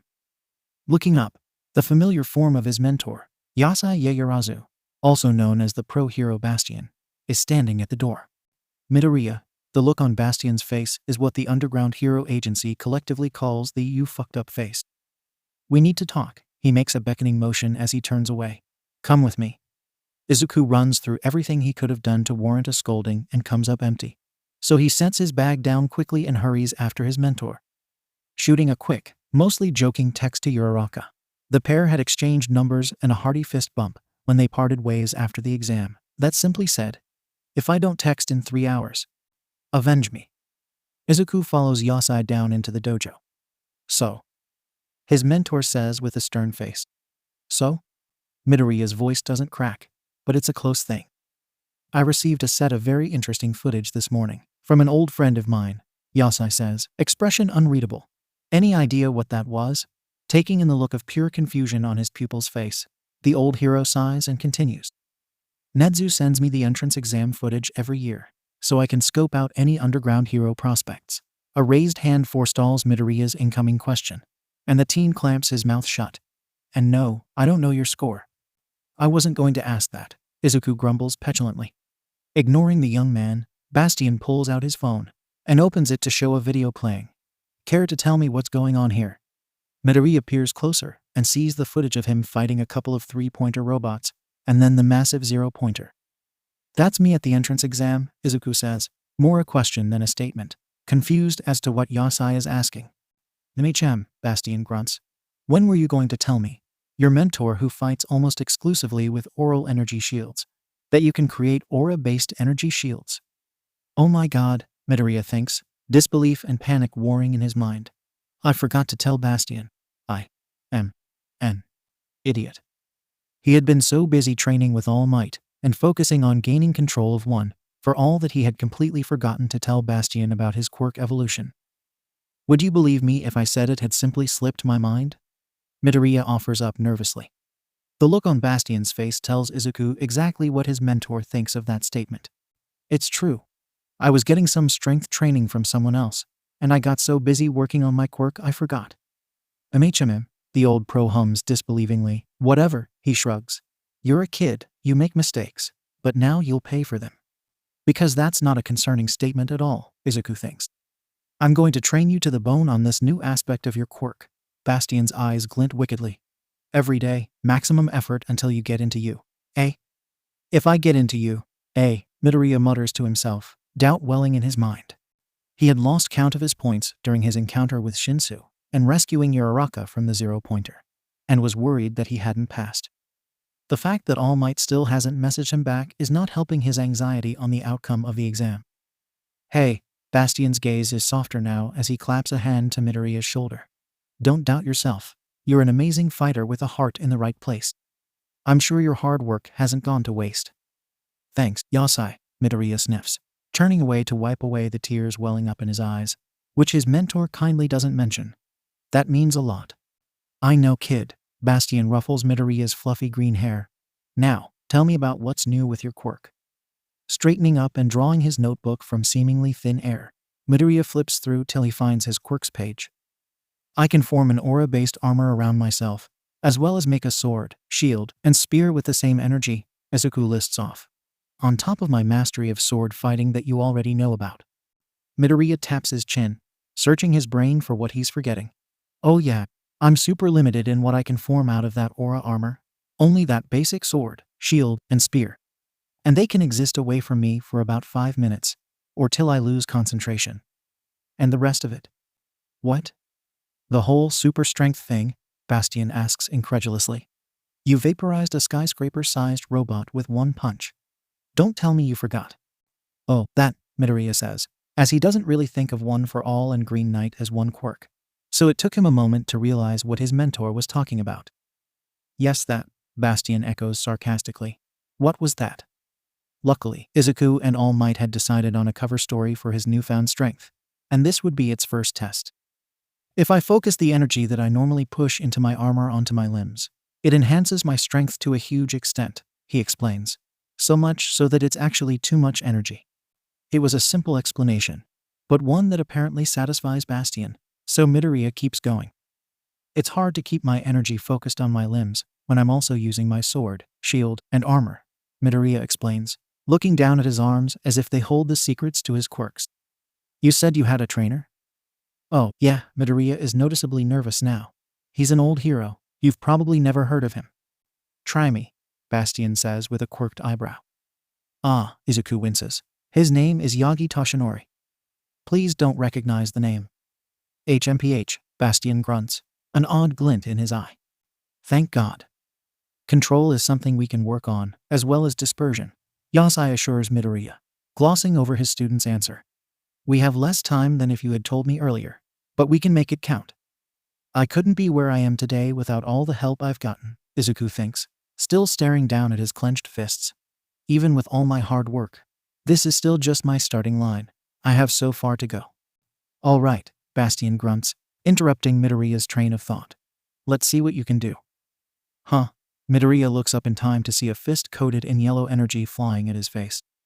The smell of mint fills the dojo as his green, armor-coated arm swings up and bats the blow away. Come on, Midoriya, Yasai exclaims, a wicked grin on his face lit by the glowing of his quirk. Try to keep up. Show me what you got. It's at moments like these that Izuku remembers that his mentor was a highly successful hero in his own right. But Midoriya can't stop the similar smirk that forms on his face as his armor coats his body, and he quickly falls into a defensive stance, the clash of swords and steel ringing through his head. Bring it on, old man. You know, that wasn't actually half bad. Midoriya lets out a groan from where he splayed out on the sweat-soaked pads of the dojo floor, gasping for breath. That's easy for you to say, Izuku grumbles. You kicked my ass. Well, Bastion says from where he's perched above Midoriya, I've had much more practice than you. And besides, he says, extending a hand and hoisting Midoriya to his feet. You know what they say. Izuku mutters something that sounds suspiciously like, that dumb pro heroes with stupidly cool quirks are jerks, under his breath as he stretches. Go take a shower, Midoriya, Bastion says, pushing him towards the stairs. You stink. Yeah, Izuku waves off, plodding towards the stairs. Hey wait, Bastion, what do they say? Go away, Midoriya. Bastion? Bastion, what do they say? Midoriya calls to his teachers retreating back. Are you making fun of me? Yosai, what do they say? His only answer is the retreating cackles from his mentor. Yosai's chuckles fade as he steps into the agency's office, sitting down at the desk and pulling out his old U.A. yearbook. Flipping through the pages, further and further back till he gets to the Y last names, he slows to a stop. There next to his picture, fresh-faced and bushy-haired, is a picture of Yagi Toshinori. What are you teaching my student, All Might? He asks his old friend's picture. Just what are you doing with our boy? The heat from the shower is fogging up the mirror in the bathroom when Midoriya checks his phone again, wiping the steam that's accumulated on the device's screen off. The name Deku starts off the set of worried texts from Uraraka that greet him, and Midoriya's lips quirk into an expression halfway between a grin and a grimace. The bubbly gravity-quirked girl had heard Bakugo call him the insult before the entrance exam, and mistook it for his name. When she had called him Deku after they were both carted to the nurse's office and healed, he had been surprised and offended. Something that had apparently shown on his face, as she had quickly apologized, explaining how she thought it meant Dekuru, or, you can do it. Izuku had been called Deku with derision for years, the words worthless and useless drilled into his soul. As he sat there, shattered arm hanging limp as an irate recovery girl berated him for destroying his bones again, Izuku thought that maybe it was time to change its meaning, to claim it for himself. So with a wry grin, he had told Uraraka, "It's okay, you can call me that, it's different when you say it." Her happy smile had been worth it. But it is still a difficult process to see it not as an insult. Midoriya, if I don't text in 3 hours. Avenge me, Uraraka, Deku. You okay? Uraraka, that was mildly concerning. Uraraka PLS respond, it's too early in my life for a vengeance mission, Midoriya. Lol, I'm fine, Midoriya, my trainer was mad about something and trained me to death, Uraraka. Awfully lively for a ghost. Uraraka. And good at texting, Midoriya. Haha, very funny, Midoriya. No vengeance for you, fortunately, unfortunately. Midoriya. GTG, talk to you later, Uraraka. Midoriya chuckles as he puts down the phone and steps into the shower. Uraraka is a really nice person, and he hopes she gets into you. It would be nice to have a friend in the hero course with him, assuming they both make it in and are in the same class. The cherry blossom tree is bare and skeletal. Its spindly branches cast shadows over his freckled face as Izuku sits against the tree trunk facing his mother's grave and the ocean. His legs splayed out and fingers carting through the grass. His head is quieter than it's been in a while. The ever-present sounds of his instincts that manifest as the clashing of steel and swords are faint, as if his quirk understands the situation. The faint crashing of waves and the taste of salt in the air invade his senses, but don't manage to distract Midoriya from the heavy letter burning a hole in his pocket. The wind tousles his long hair as Izuku stares over the edge of the cliff, past the horizon, the ocean, and the rim of the world. Hey, Mom.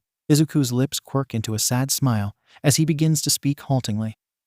The letter came today, from you. He tells her grave. It's my acceptance or rejection. Izuku's voice falters as he collects his thoughts. I'm a little scared to open it if I'm being honest. What if I don't get in, he asks. What if all my hard work and training is for nothing and I failed? What if I am worthless like everyone said? He doesn't voice. He presses his forehead against his knees. I don't want to let everyone down. I want to make you proud. It didn't feel right to open this without you, Midoriya says to 𝐀𝐦 grave. I miss you. So much. A broken chuckle escapes from his lips as he wipes the fledgling tears out of his eyes. But I guess that's obvious. Drawing the heavy envelope from the pocket of his dad's jacket, the faint smell of mint that his dad and he share floating up as he jostles the fabric, Izuku looks at it seriously. It's deceptively unassuming for an object that will change his life one way or another. Whether for better or for worse, he won't know until it's open. The green-haired man spends far too long turning the letter over and over, fingers tracing the bumps and grooves of the heavy paper, stalling the inevitable. Here goes nothing. Staring at the plain envelope, Izuku steels his nerves and rips it open. To Midoriya's surprise, a heavy metal disc falls out onto his lap, and a hologram flickers to life. I am here, as a projection. All Might? There are tears streaming down Midoriya's face as All Might finishes his speech, detailing his points and class information. Young Midoriya, his mentor gestures widely on the hologram, ever-present smile on his face. This is your hero academia. I got in, Mom, I got in. Izuku tells her gravestone, more excited than he's been in a while. A sound draws his attention back to the hologram. And Izuku, my boy. The blonde hero's smile is softer now, more Toshinori than All Might. I am so proud of you. Midoriya unlocks the door to the dojo, key sliding into the old lock with practiced ease, and something makes him hesitate. Some sixth sense or tingle down his spine. It's not the same sensation as when his quirk warns that he is in danger, so Izuku warily opens the door. The interior is completely dark, a rarity for this time of day, and it sets him even more on edge. Taking a cautious step inside, he shuts the door and makes for the light switch on the far wall, pooling a small amount of one for all to his limbs. Enough to boost his strength, but not enough to light him up like a glowstick. Arms violently wrap around him from the rear, and on instinct Midoriya throws an elbow back, missing as the person dodges, falling to the ground in an effort to evade the green-haired man's blow. The lights flip on, and a giant cry of surprise, accompanied by the sounds of confetti poppers, ring out. Midoriya freezes like a deer in the headlights as everything registers, and a laughing chameleon on the floor behind him calls out, "Ha! You missed me this time." A banner on the wall says, "Happy birthday acceptance," and Izuku can't help but giggle at it. The rest of the underground heroes huddle around Midoriya, slapping him on the back, ruffling his hair, and congratulating him. "I love you guys," Midoriya says, tearing up as he hugs them all back. Midoriya's gaze is drawn to his mentor as the older hero approaches him. "I told you you would make it in." The fond smile on Bastion's face is enough to reduce Midoriya to happy tears as the rest of the dojo crowds around him again, offering congratulations and cheers. Thank you so much for everything," Izuku sobs happily. "I couldn't have done this without you." "Chin up, kid," Bastion says, ruffling his hair. "Besides, your trials don't end here. You're in one right." Midoriya nods, not questioning how his mentor knows that. "I've heard that the Wana teacher expelled his entire class last year," he whispers conspiratorially. The shock and fear in Izuku's eyes are apparent as he gasps out, "Really?" 100% Bastion confirms. Whatever else Midoriya is about to say is interrupted by shouts from the three musketeers. "Little Midoriya, congrats, dude. You made it, man." Izuku is blindsided as Double Tap, Pathfinder, and Chameleon tackle him to the ground, showering him in congratulations as they wrestle and play fight like a squad of puppies. Dendro sidles up to Bastion, watching the quartet roughhouse in the middle of the room. "Are you going to tell him that 𝐬𝐴 is his teacher?" "No." The grin on Yasai's face is wicked and barbed, causing the paralytic heroine to shudder. "I think I'll just let him be surprised." Midoriya's room at the Bakugas is all packed away. His scant few posters and sets of clothes carefully rolled and stuffed into a duffel bag, notebooks filling his backpack. There was surprisingly little at the house. To Izuku's surprise, he had moved almost everything he owned to the dojo, only leaving a few necessary items at the Bakugas house. There was an almost bittersweet feeling as he walks away from the house he had been staying at. After only one more night that he was spending at the dojo, he would be moving into the dorms at 𝐴. Midoriya cuts through an alleyway on his way to the dojo, reminiscing on his time with the Bakugas. He would miss Mitsuki and Masaru. They were kind to him, taking him in as they did, and he can't blame them for Katsuki's behavior. "Deku. Speak of the devil, and he shall appear," Izuku mutters to himself, turning around just in time for the explosive blonde to slam him into the alleyway's wall, a vicious look on his face and popping palms displaying his rage. It takes everything in Midoriya to not immediately counter and drive him into the dirt, but Izuku restrains himself. "I thought it told you not to go to 𝐴, the explosive blonde growls, gripping Izuku's lapels and getting into his face. "You never listen to me, you worthless freak." "I don't need to listen to you." Midoriya's voice is even, but no one could mistake it as genial. "Not now, not ever." "How did you even get in?" Bakugo talks over him, not even listening to the green-haired man. "Why would they let in a quirkless Deku like you? Did you cheat?" "I got in just the same as you, fair and square," Izuku shoots back. "And I've been telling you for years that I'm not quirkless." "Yeah, right," Bakugo spits. "Quit lying to me." That's it. Izuku's had enough. Feeding enough one for all into his hands to effortlessly break Bakugo's grip. He surges upwards, slamming the now shocked blonde into the wall with enough force to crack the brick. "In case you haven't noticed," Midoriya snarls into his tormentor's face, "this isn't high school anymore. Our world has changed. I've changed." Bakugo's eyes are wild, as if he is truly just now noticing that Izuku isn't the same scrawny boy he used to torment. "I'm not the same kid you can beat up on." Midoriya pushes off the explosive blonde, leaving him gasping for breath with his clothes askew. "And Bakugo." Midoriya stalks away, calling over his shoulder as he does, "You're going to have to change too." One last parting shot drives through Katsuki's ears like a sword. "Otherwise, you will be left behind."